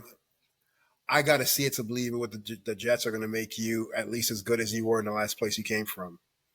I got to see it. I don't know. I think you're talking about Breece Hall and a Justin Field backfield. I already said I don't think Breece Hall is that. I think Breece Hall is a mediocre running back. Look up his fantasy GMs. Did Breece Hall even average 4 yards a carry last year? Oh God, we looking at all of them now. I'm serious. Did he even average 4 yards a carry? Like, why do we talk about Breece Hall like he's something? Has he even rushed 1,000 yards before? He might have. No, he's gotten close. Or at least combined 994, but he does average above 4 yards a carry. 4.2, 4.5, 5.8, 4.6. He hasn't played that many years, has he? Breece Hall? He's played 3 years, so 4.2, 4.5, and 5.8. But that was 5.8 was his rookie year, right? Yeah, I mean, he's only had 209 attempts at the running back position, so he splits time with the rookie. But he's that guy. He's not that good either. I don't believe in it. No, I know he's not. But I they don't know. To me, they got one receiver. They got a running back that's above he's average. He's also a receiving threat, though. We all know that as well, though, too. So those are the stats. He's able to do it on both sides as well. Justin Fields is not even accurate, though. That's my other thing. Justin Fields not a passer. So we gonna act like Justin Fields did not put up numbers when he was a Steelers? He didn't put up. He managed the game enough to let the defense win. He didn't put up numbers. Oh, with the Steelers. They got tight ends. They drafted Jason Taylor's son at tight end. You said Jason Taylor's son? Oh, that's dope. Yeah. Mason Taylor is their tight end. He's Jason Taylor's son. So that could be something for them, but they got Allen Lazard. Allen Lazard that's nothing. That's nothing. Okay, you ain't fucking with the Jets. It's not even. You ain't fucking. You don't like Breece Hall. You don't like Allen Lazard. I was saying it last year. Listen, when Rodgers was there, I was like, they got one receiver, one running back. No, the line might be better. We'll see. And they got a defense that's a little overrated. And then they got the other receiver. Like, I mean, Lazard was just being a number 2 guy. Lazard had a good stretch. Like Lazard needs Rodgers to even be something. Yes, he has six touchdowns with only needs- 60 that's what I said. targets, but only 60 targets. Yeah, he needs Rodgers to be something. That's not He's bad, though. I guarantee you, he's not doing anything with Justin Fields. You say what? He needs Aaron Rodgers to be a legitimate receiver. You think so? Yeah, I mean, we'll see. But like, what did he do the year before last year? I think he was he on the Jets or was he on the Packers? He was no, the year before should be on the Packers. Hold on, let me see. Let me pull it up. Because Rodgers didn't play. In 2022, so he has No, 23. no 23. He's with the Jets. He was there. Yeah, he had 49 targets and 23 receptions. So, but he had 100 targets, 60 receptions, and 15 games played. This is his best season. 788 yards. He had 6 TDs, along with 47. What year was that? That was 2022. I mean, but he That already was- had that been. was where- Yeah, and he already had been in the league for 4 years. That was his 5th year in 2022. I mean, I don't think he's bad though. Like, he's nothing without Rodgers. do you like Wilson? No, Garrett Wilson is good. Garrett Wilson is good. No. Like, Garrett Wilson is actually borderline elite. He's like right under like whatever you consider the elite receivers. I think he's in that. You don't group. think he's too small? I see why you would say that, but like I think it's unless you're like a very good like physical technical receiver like a Devontae Adams, I think being fast and Don't talk to me about no Devontae Adams. I mean peak Devontae Adams. It's like a night and day. Like, You had him in yeah, fantasy, yeah. I'm guessing. like not just like where his peak was at. Like, oh my god, and then it's just like where he's at now is just like what the fuck. It's like it's weird, but He might bounce back this year with the Rams. If Yeah, Stafford apparently has a back injury, so we gotta yeah, see. and he still hasn't taken any reps at Yeah, training so camp which is and a stuff problem. like that. So I just heard that today too. Another hot take is watch out for the Cardinals winning that division. Yes, I'm dead ass. I'm dead serious. Serious. Watch out. Bro, If Matthew Stafford can't play, the 49ers lost a lot of people. but yeah, but I 49ers mean, they lost a lot of people. I'm not putting my money on McCarthy, Christian Cardinal- McCarthy right now, but they still got. Yeah, Christian McCaffrey's not even sure. Who? I'm sorry, go ahead. No, they're tight end right now. I'm blanking on his name, but they still got Kittle. Aging team. Expensive team. They still got their receiver who was being weird last season. He's coming off ACL injury. He's not even practicing yet.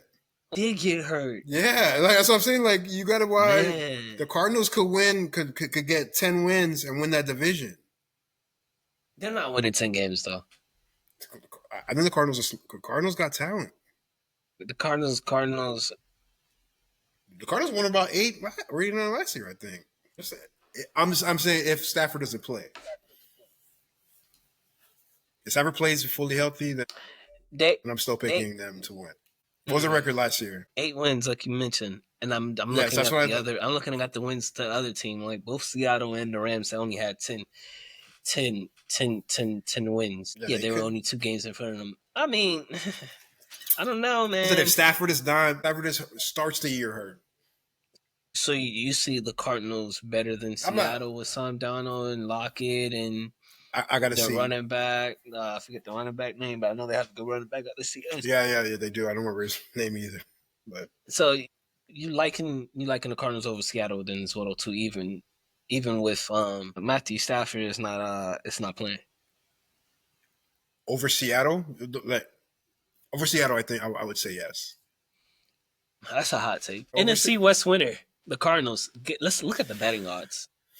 Let's check the betting odds. I'm only saying win the NFC West if I get you. Stafford is at least not starting the season. I don't think he might. I mean, the fact that he still hasn't practiced, I don't think they should. I don't like if I was them, I wouldn't rush him back. Yeah, I wouldn't rush him back. I'm not sure who their backup is. If you know, if like you think he can handle the job until he's ready. It's Jimmy G. Oh, Jimmy G. Jimmy G ain't bad. Jimmy G is not enough.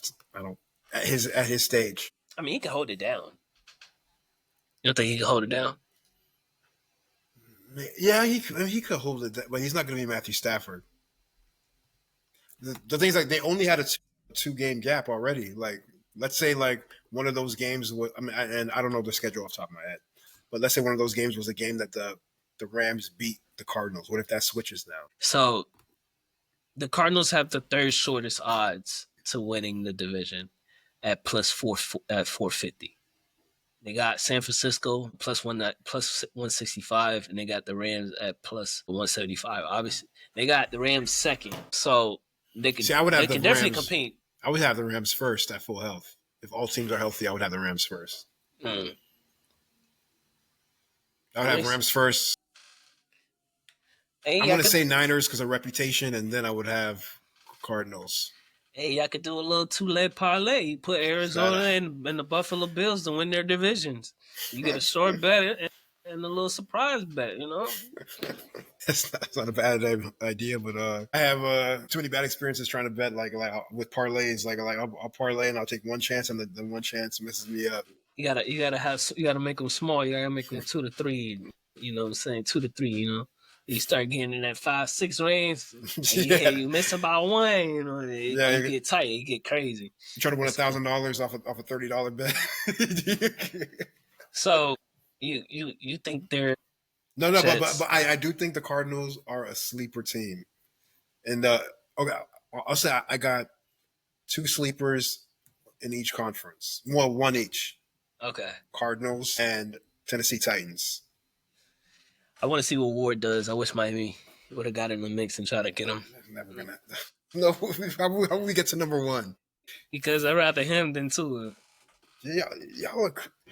I like Cam Ward a lot, but you want a rookie quarterback to come in and be better than and what it would take to get up to that number. Trade Tua for linemen, picks, and so get a receiver. You're saying that Tua is not good enough, but you're going to get all this stuff for Tua in return. I think Ward can do what Tua can do and more.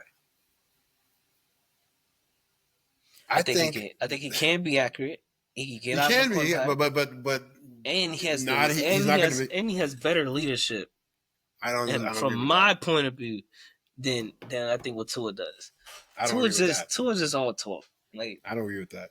Ward is on. We're just talking about I come in at 5:30. Why are you telling people that? That's talk too. They asked him about it. He just talked about it, and it was messed up when they said that his quarter he talked about he didn't care about it. We'll never scared of her. He said, "I ain't worried about. I'm worried about me and what I got to do." I love it, but that's what I'm talking about though. That right there, that's real. Like, yo, we here for a job. Like, it's next man up. That's like, you ain't here, you ain't here. All right, cool. Now you know he about to go show out. I mean, but he's got the talent and the skills. No, I think Cam Ward is going to be the best number 1 pick at quarterback since Joe Burrow. So I'm not even hating on Cam Ward.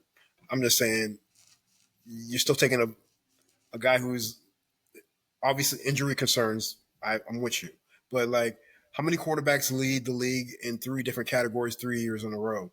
Like, I think my Dolphins fans underrate how hard that is to do.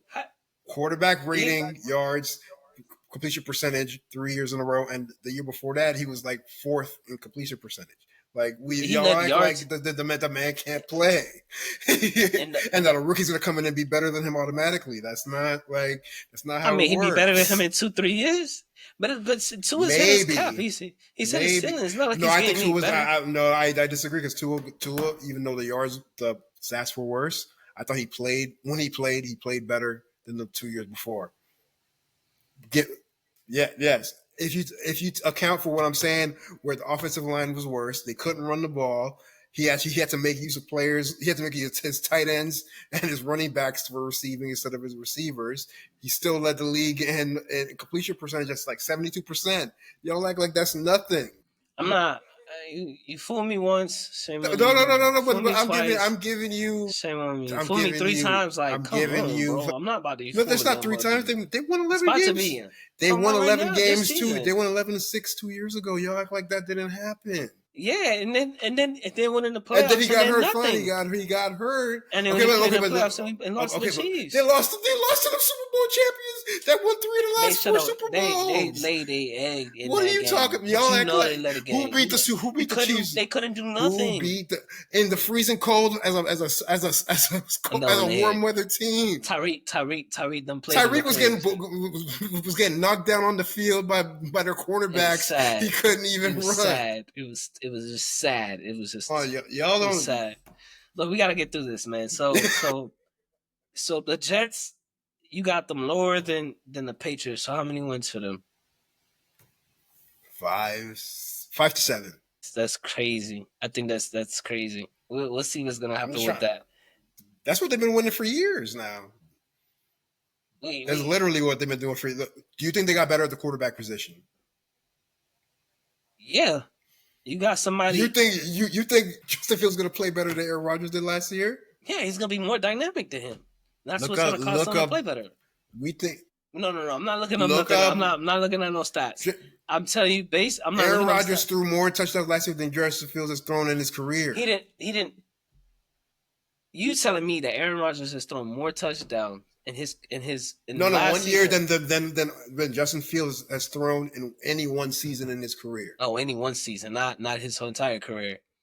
Fields is probably struggling to get up to 50 touchdowns in his career, if we talk about passing. I think he's in an offense that's going to help him blossom. I think with Bryce Hall in the backfield, I think obviously having Wilson. He had a better offense on the Steelers. He wasn't throwing touchdowns like that. Yeah, but he's going to be the guy, and they're paying him. They're paying him like the guy, and they're treating him like the guy. He had 4 games to prove that we don't need Russell, and they didn't.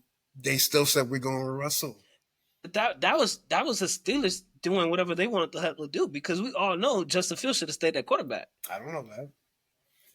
I don't know that. That's what I'm saying. I don't know that. He didn't. You could have pulled Wilson. You could have still pulled Wilson once you brought him back. If you didn't know that, and he was like, okay, well, we got to play Wilson. When Wilson came back and he wasn't doing, like, Fields was producing more than he was. If you didn't blow me away as Justin Fields, I'm going to go with the more veteran quarterback that has done something in this league before. You would think that in a general sense. No, because you didn't blow me. You didn't. Not me, because Wilson didn't show me what he could do in Denver. He didn't I don't trust what he was when he went to the Steelers. I was like, okay, yeah, I guess. I was like, at least they got Fields. But you said that the Denver situation was weird too. It was weird. That Sean Payton was acting weird at best. Yes, he was. But that. Payton is not the sole reason why he was asked, why he was still asked, why he was there. No, but Russell Wilson's not the sole reason why the defense was giving up 70 to the Dolphins. That's not what we're talking okay, but if you're going to talk about why they were trash, you can't only put it on Russell Wilson. That was one game. No, but that's not the only game that they were losing badly. That was like one game, though. Okay, but that's the only they were losing bad. But what the Dolphins did, no other team did that. No, but I'm using an extreme example. But they were bad. Exactly. They were bad overall, though. That's not just because of Russell. But you can look at Russ and see that, like, he wasn't doing what he was doing in Seattle. Like you mentioned, like, he wasn't getting, like, once he got to Denver, he stopped, like, getting out the pocket type of thing. Like, really, he tried, but it wasn't, nothing magical was happening. But Justin Fields can never dream of doing anything that Russell was doing in Seattle. I think he has the talent to do so. If we're going skill or talent, again. So now you want to no. See, you bringing it up. I'm using your terminology. No. I said talent is what you physically could do. Skill is how precise you are in what you do within what you're the craft. So I think he has the talent. He has the tangibles and the tools to do tangible. Not this receiver is going to be over there at that point, and I'm going to get it to him on time in my drop back. He's never shown that in the NFL level. But he doesn't have to be that. Why does he not have to be more than him being a dual threat quarterback alongside with Hall at the backfield? We got to see how they're going to run that offense and see, because that they're going to be different than most other offenses, and it's going to be different for the. But defense. You're acting like Breece Hall is more dynamic than he's not. Their defense is not that bad, and their defense is not that bad. I said it's overrated for how people talk about it. It's not bad. Nah, yeah, I the Dolphins got a better defense than than the Jets. even The last Dolphins year. better. The Dolphins better finish better than the Jets and the Patriots. Is all I know. That's for sure.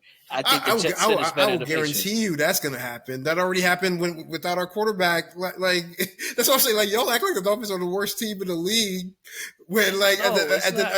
and then y'all big But up teams that have done nothing for years. Mike McDaniels is at the head of it, and he's not getting it done. And you know us in Miami. These other teams haven't been getting it done. You know we got short lease. You know we got short lease.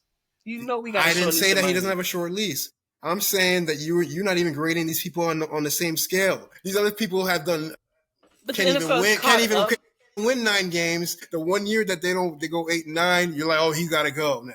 No, but look, these other teams have done nothing. The NFL has caught up with Mike McDaniels and his schemes. No, that's offense. not. It caught up. It's the offense. We had a bad offensive line last year. We couldn't run the ball. Our offense was still better than these teams that you're saying are going to be a little bit better. And the offensive line got a little bit better. It didn't get the offensive line got significant. I'm guaranteeing you, this offensive, you are not going to be seeing what you saw. Like you saw a team that led the league in offense 2 years ago, and you're talking about a team that has 2 good players on offense. And Tua was still getting knocked up. That's why. No, he won 2 years ago. He played every game. No, 2 years ago, yes, he did play every game because the year before that was. I'm saying you don't judge these. You're not judging these teams on the same standards. No, but I'm judging them off of what I see year in and year out. No. But year in year out, the Jets and the Patriots are trash. No, but we're not talking about them. The Dolphins beat them. No. You said the Dolphins going to be lucky to be ahead of them this year. You just said that. I said they better be because that's what I expect them. I expect them to be ahead of them. Fine. Yeah, I expect them. No, I expect them. That's why I said they better. They better be. They're going to because unless Tua misses the whole year, there's no way that these teams are going to be like. I don't trust Tua. I don't trust them. I trust. Who do you trust more, Justin Fields or Tua?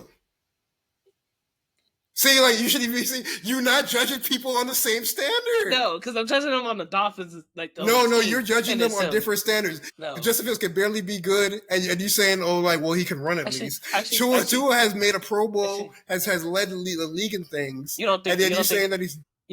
So you don't think Justin Fields can play in the time in offense? I don't think Justin Fields can play on time in any offense. Justin Fields was only good in college in a specific college offense. That even made me think that he was going to be better than he was. And when I saw him in the NFL, I'm like, no, he doesn't have it. Okay. All right. That's a good take. I respect that. I can respect that. I still think Mike McDaniels has to go. I think it's over with. Like if they don't make the playoffs or something, I agree. But we barely made the playoffs when we had the best offense in the league, though. No, they didn't. They won 11 games when we had the best offense in the league. We should have won the division. But that's not okay. But that's a different thing. And we fumbled the division. And we had it too. We fumbled it. And we fumbled it. Did we not fumble it? Well, of course we did. We did. I agree 100% on that. And that's the problem, bro. You can't. But other coaches have had these problems before, and then they work like Andy. People used to say a lot of similar things about Andy Reid. I know he won the division a lot when he had that, but like that he can't, like do the play clock, he's bad at time management and like stuff like that. Like he's too focused on offense.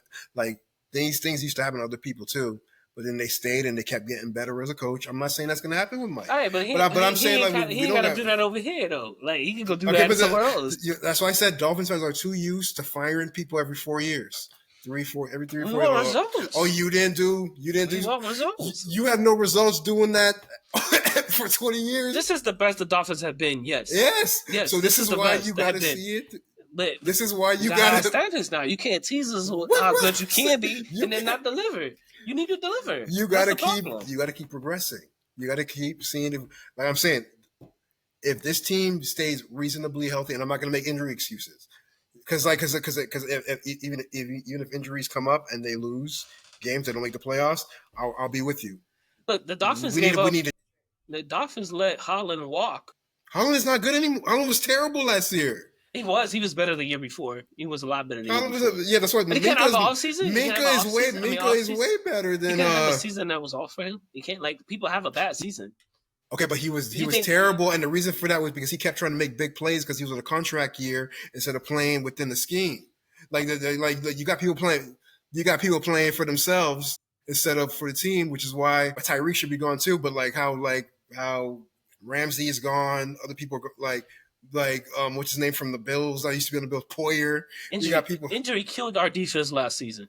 Injuries hurt our defense. We had a really great defense. I think at least on paper, we had a really great defense. And we got hurt.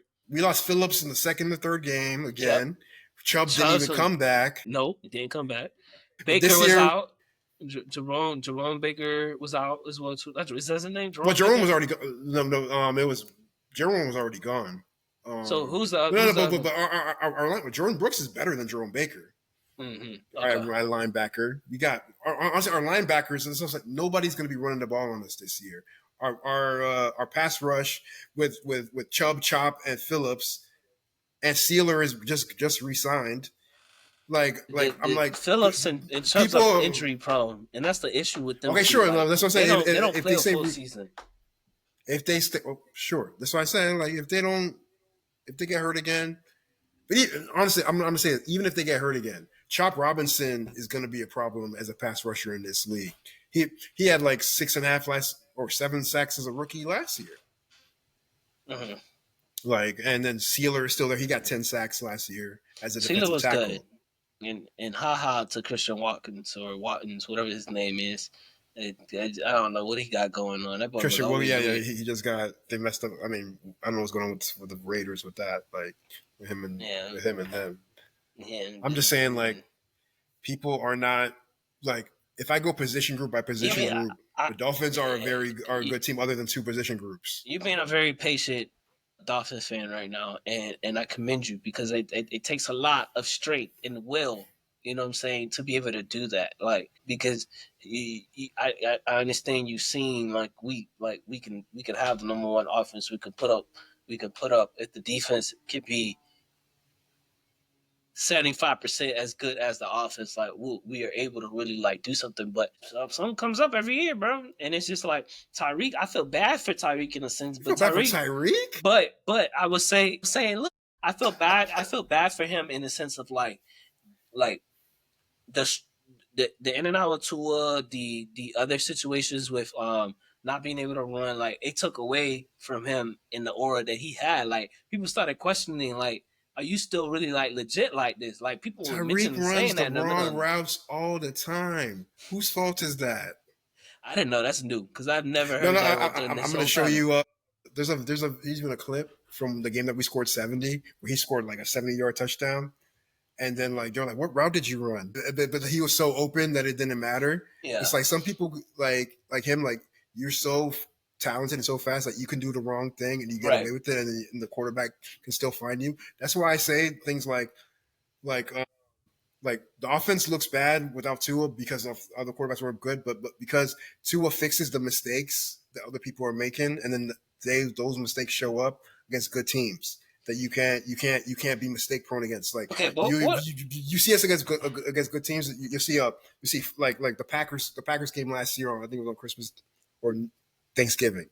Like it was false start, and then we had to punt, and then they return the punt, and then like they'll be like, oh well Tua fucked up and he didn't score for us. It's like other people are making mistakes. But the team is under 500 against teams over 500. Like everybody is under 500 against teams under 500. Yeah, but we have like look every quarterback or something like that. Look every quarterback other than Patrick Mahomes, they got a losing record against teams over 500.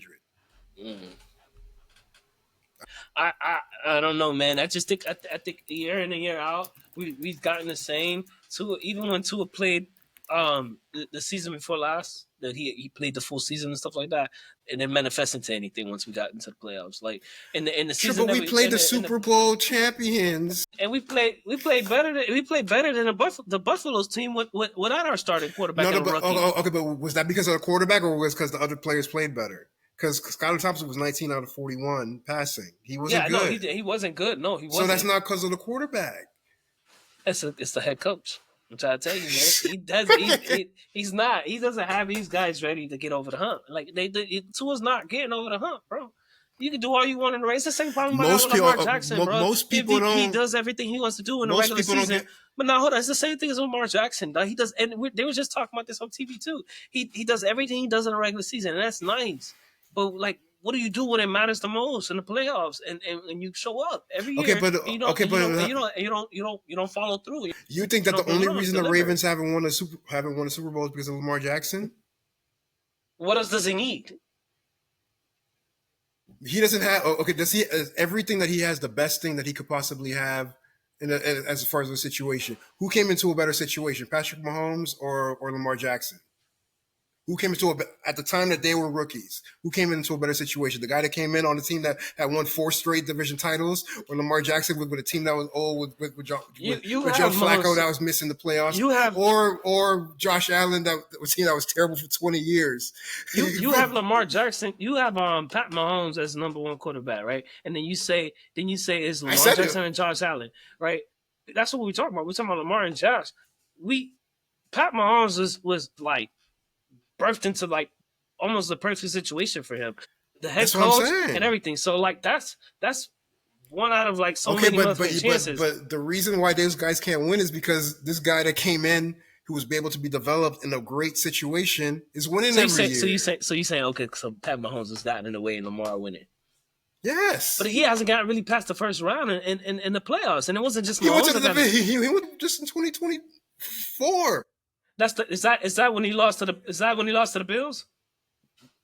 He lost to the Bills this year. He lost in the AFC Championship to the Chiefs the year before that. No, that wasn't an AFC Championship game. Yes, that was the AFC Championship. No, that couldn't have been. That was the AFC Championship.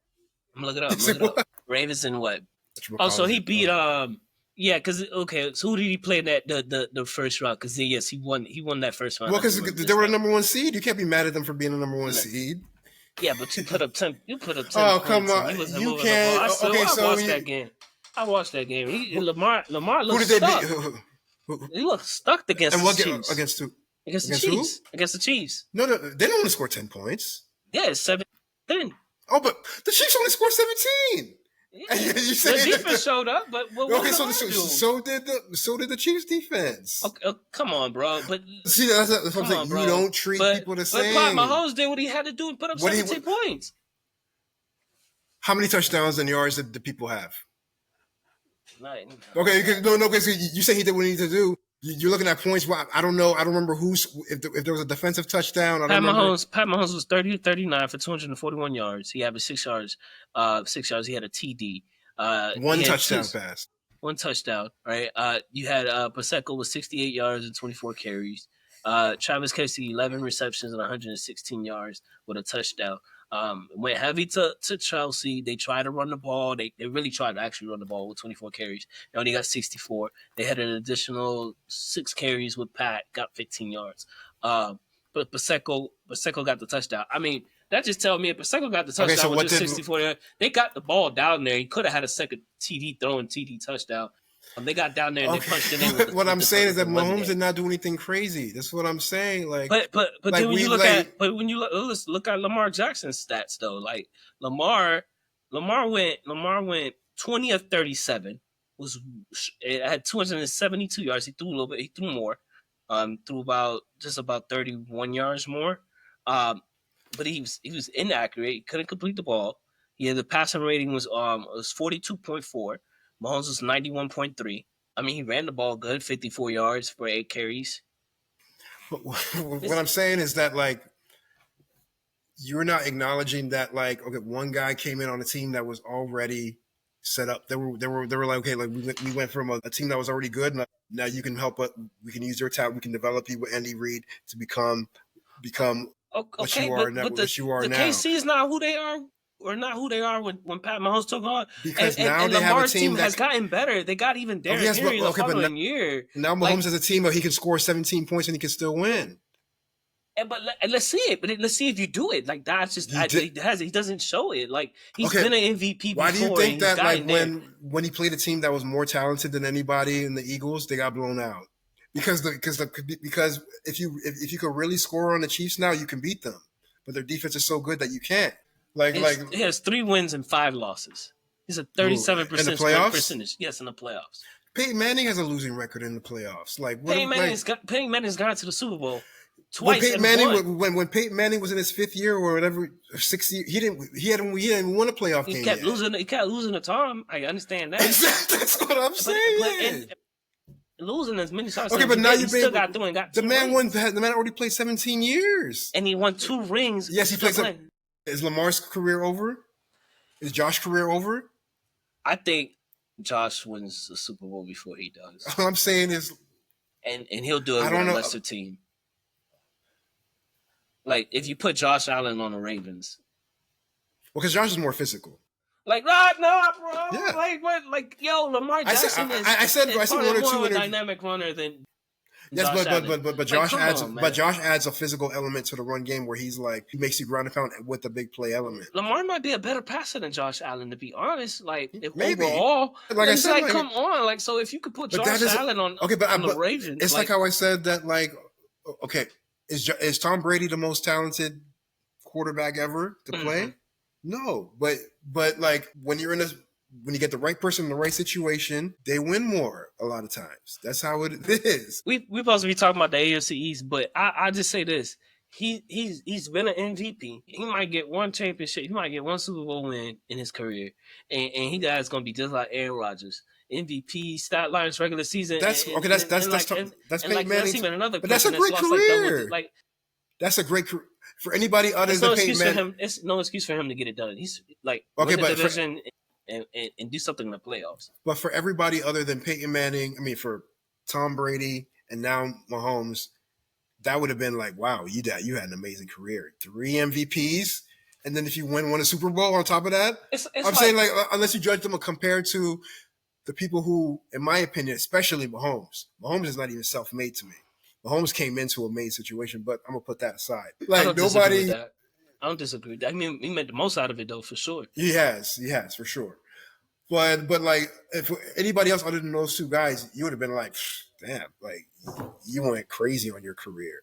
First ballot Hall of Fame, you're gonna be top 5 all time. Like we're judging people by the most. He better win even without one. It's like he's a Hall of Famer. He's more of a Hall of Famer without one than Stafford would have been. Because I was gonna bring Stafford into the conversation. Stafford's barely a Hall of Famer to me. Yeah. I mean, you had Calvin Johnson, and like you had situations where you should have been better, and that was gonna be my point. Don't be like Stafford, bro. Like, but Stafford had a lot of skill, a lot of talent, but he didn't put up numbers. Yeah. He could have put up better, efficient numbers. I don't know. I mean, when you got to the Rams, something interesting. All right, so Dolphins, how many wins? Oh, I'm gonna say 10 or 11. Because I already went too long. So they might win the division. No, because I said 12 wins for I'm not. I picked the 2023. I picked the Dolphins to win the division, and they should have, but that didn't happen. That didn't happen. So I'm not going to do it again. I got to see it to believe it. But I think they can win the division, and I think everybody that's like acting like they're some terrible team is actually not looking at the team, and they're just going off the vibe. Which I understand. People are just tired. People are just tired of it. It's the type of shit that's coming. That doesn't mean that you don't look at the team and what the players can do. Like they upgraded the 2 position group. I think it was the most need. Mike McDaniel sounds slow when he be talking to the press. That doesn't matter. So he's our head coach. That does matter. Is this man one of the best offensive minds in the game? Yes or no? Yes. I guess. I guess. So I don't care how he talks to them. I don't even care how he talks to the media and stuff. Yeah, but offenses don't win championships. Defense do too, and we have to see what's going to happen. Our defense was 4th in defense last year. All right, but we have lost a lot of people in the linebacking core and the secondary. No. The linebacking core is going to be one of the best in the league this year. You think so? That's a Jordan Brooks. Jordan Brooks is significantly better than Jerome Baker. We've always been able to pick Willie up Gay Jr., who used to be. I said we've always been good at picking up linebackers. Like we've been always like spot on the linebackers that we bring in, and he's even been able to develop a couple. But that linebacker core is only going to be as strong as much as the rush attack is going to be as well too with the edge rushers. So they got to stay healthy to be able to help the linebackers out as well too. And the linebackers going to be helping the edge rushers too, because I'm talking. We got 4 good linebackers. Like most people don't even play 4 linebackers anymore. Like we got Jordan Brooks, Willie Gay Jr., Tyrell Dodson, and KJ Britt. all of them been starters in other places. Willie Gay Jr. You was think starting. Willie Gay Jr. was. You think in year one they're gonna come in and be able to do what they got to do to be? They were number efficient 4 defense last year. Yeah, but I mean, I feel like Jalen Ramsey helped for that though too. Like I mean, when you look Jalen at Ramsey is on the. There's a Jalen Ramsey is I not think what he used Kleinbill to still be. was one of the elite corners. We replaced him with a safety and make it Fitzpatrick, who was yeah. I mean, we drafted him. Okay, but sure, he's back though. Yeah, he's back. No, I'm glad we got him back in the trade because we got something back. I'm not mad at that, but I'm just saying. I mean, Ramsey was a corner. I mean, Ramsey is also like Ramsey is a guy that if you're winning, everything is good. Yeah. Or if he likes the situation, everything is good. He's forced himself off 3 teams now. I don't blame him. I don't blame him for forcing him off the Dolphins. He forced himself off the Rams. He forced himself off the Rams a year after he won the Super Bowl. That's not somebody that you want to rely on for your team. Look, okay, you know something, but I already know you're not gonna like it. But the Steelers can have more of a consistent season than the Dolphins. The Steelers haven't won less games. The Steelers haven't won the playoff games in 8 years. What? Like, why we acting the Steelers? Yeah, so of course, so it's the same thing. He's in the same situation. We haven't won so in decades. Exact. So neither team has done anything. So the Steelers haven't done anything, and the Dolphins have been better than the Steelers recently. I said they'll be more consistent in their season than the Dolphins. The Dolphins have too much consistency. I don't know what they're doing down there in Miami with the Dolphins and stuff. They get too many concussions and too many torn Achilles and stuff, and injuries is always riddled. It's rotten and tainted the Dolphins, and that's the Dolphins' problem. And what's your point projection? I understand. Tua is when he's healthy and he's locked in, he's like an elite quarterback, right? He's very accurate and and he can put up points. And then if you have a pretty good defense, like it's a winning recipe at the end of the day. But it's inconsistency with the injuries and Tua not being able to be on the field. And then when he is on the field, they beat up on all of below 500 teams. That's what the best. That's what good teams do, right? They beat the teams worse than them. Yeah, they do. And then they don't. And then what about the teams that are on the same level? Now you're saying that you want them to be Super Bowl caliber. They need to get there. They had the offense to do so. And it's like they've been delayed with the injuries and the inconsistency. I agree with you, but sometimes it does. Okay, Andy Reid didn't do anything until he got Patrick Mahomes, and I'm not saying that. Maybe we do need him to go, maybe we don't. He's gotten to the Super Bowl and the AFC No, I meant with the Chiefs. I meant with the Chiefs. Okay. He didn't do anything with the Chiefs other than win 10, 11 games every year, be a pretty good team with a nice offense. Sometimes it takes time. That doesn't mean you fire people just because you're not going to the Super Bowl. That's all I'm saying. That's all I'm saying. I mean, you mentioned Alex Smith wasn't that good of that great of a quarterback. And then he also had the quarterback that's played with New England that was out there at the point in time when he first got out there and everything. He didn't find success until he got a Pat Mahomes. He had success when he had a quarterback without him. No, he had success. He didn't when he wasn't a Super Bowl. That's what I'm. They had to get past the first round and the second round of the playoffs because they got there and they were high winning teams. They won a lot of games in the regular season. Like, but they had to build up to being a consistent winner. They were a consistent winner for a while without going far. The clock is ticking with the Dolphins. That's what I'm saying. Okay, the clock is ticking with the Dolphins. Like it took Andy Reid maybe like 3-4 years. No, it didn't. Andy Reid was there for like 6-7 years before Pat got there. Yes. Was he? Yes, because he left the Eagles in 2009, 2010. Pat was there until 2017. Okay. And he left the Eagles in like 2009, 2010. You're gonna realize sometimes things gotta cook. They on the clock. How you on the clock when you haven't won anything in 50 years anyway? That's why you on the clock. That's why you on the clock because we waiting on it. Like we ain't got time for all that. Like Tua need to get it done. Tua need to be healthy, finish the season, go into the playoffs strong. I'm just saying that doesn't mean fire everybody. That's what I'm saying. Fire. No, man, one thing's gonna go like it's weird, bro.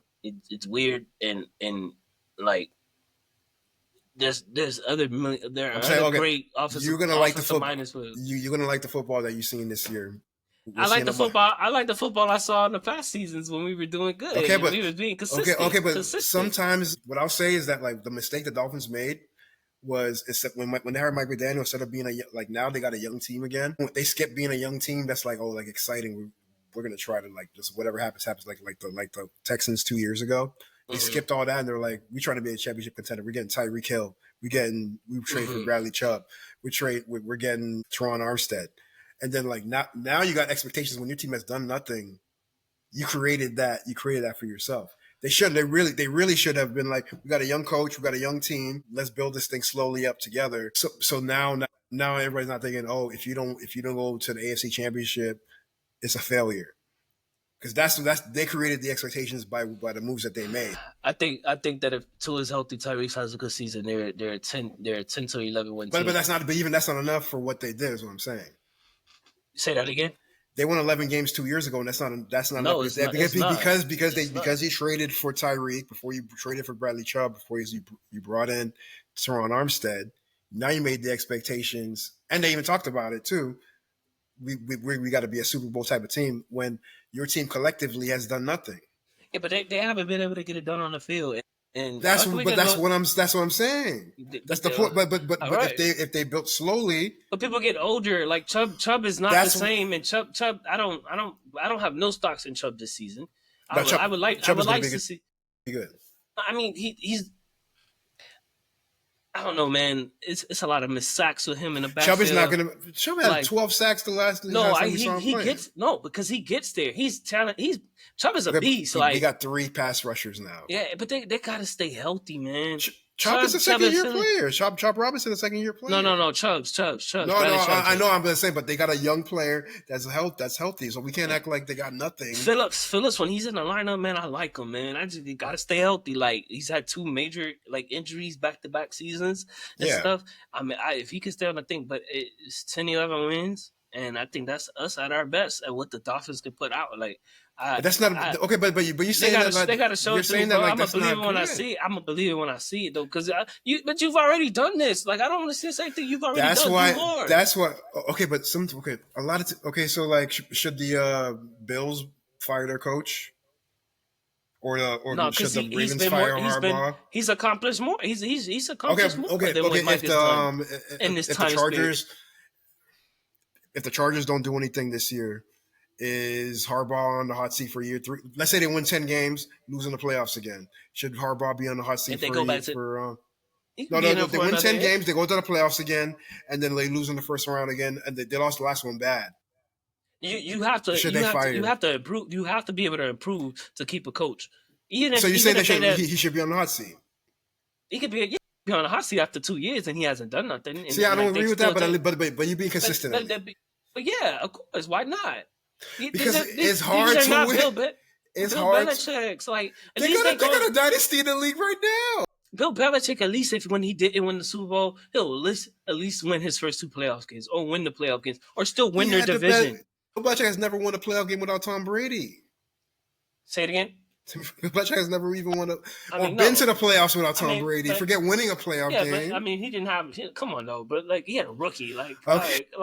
He had Drew Bledsoe, who was a veteran. Let's see before Tom Brady. Let's see what he does in North Carolina. I recently saw that he's coaching. He's going to be coaching in North Carolina.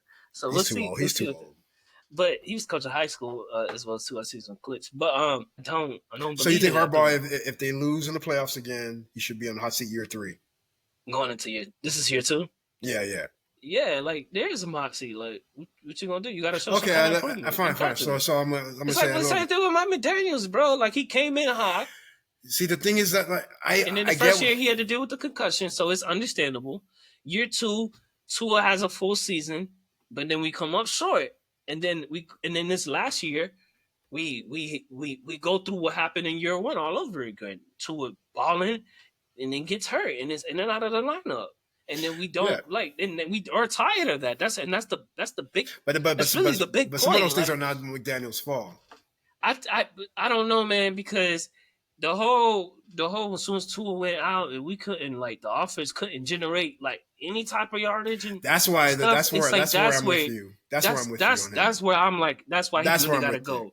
That's where you got to go. Because you can't be dependent on one quarterback for your offense to work. And it wasn't just this year, too, because when 2022 was the same. Yeah, when we went to the playoffs with Skylar Thompson, it was the same thing, too. Yeah. I understand he's a rookie. But it was like you could see glimpses, but it was like. Nah, he's trash. Yeah, I mean, probably is now. Like, but I'm saying like at that point in time, like he showed like okay, maybe he can run it, like kind of Yeah, or yeah, something. yeah. But No, that I I'm mean, with he's no longer you on the on. team, so Yeah, that I'm with you on. I'm like, your offense shouldn't look that bad just because you're like it should look worse, but it shouldn't look that bad without your starting yeah, quarterback. it shouldn't. It shouldn't. And it was like I get you have to bring in Huntley, and I guess they should have played White before they played Skyler. And that's probably what they should have went. Well, I think they cut Mike White last year because they were competing, and then like Skyler beat Mike Oh, White he didn't out. start the season out. Yeah. So So they who cut was that? Mike So they only went into the season with two and then they had to bring Huntley in. Huntley. Man, they didn't have to go get Huntley. They could have got who's out there? Recently was just playing. I'm not even talking about like these older players like like a Kaepernick or nothing like that. But there's another player that was out there. I think Flacco wasn't available. I think he was still on he might have still won on the Browns. Oh, they could have went out and got Tannehill. Tannehill was wash. I mean, he could run a time offense. I mean, he kind of did. No, but he's and no, I mean, he's not old where like yeah he should just retire because he still got some years if he could come in and play and do something. But yeah, that's right there, man. Definitely got into a lot with the NFL for some of the trending topics from Aaron Rodgers and what they have going into the season. We talked about JJ McCarthy and his debut. We talked about the Browns and their quarterback situation. We also got into the AFC East with a lot of Dolphins sprinkled all over the episode. But that's what's up. We got to represent for the hometown team. But I even got the hat on. For sure. You see Wade and LeBron in the background over here as well too. But if you haven't done so already, make sure you hit that like, subscribe, and notification bell so you don't miss a pull up.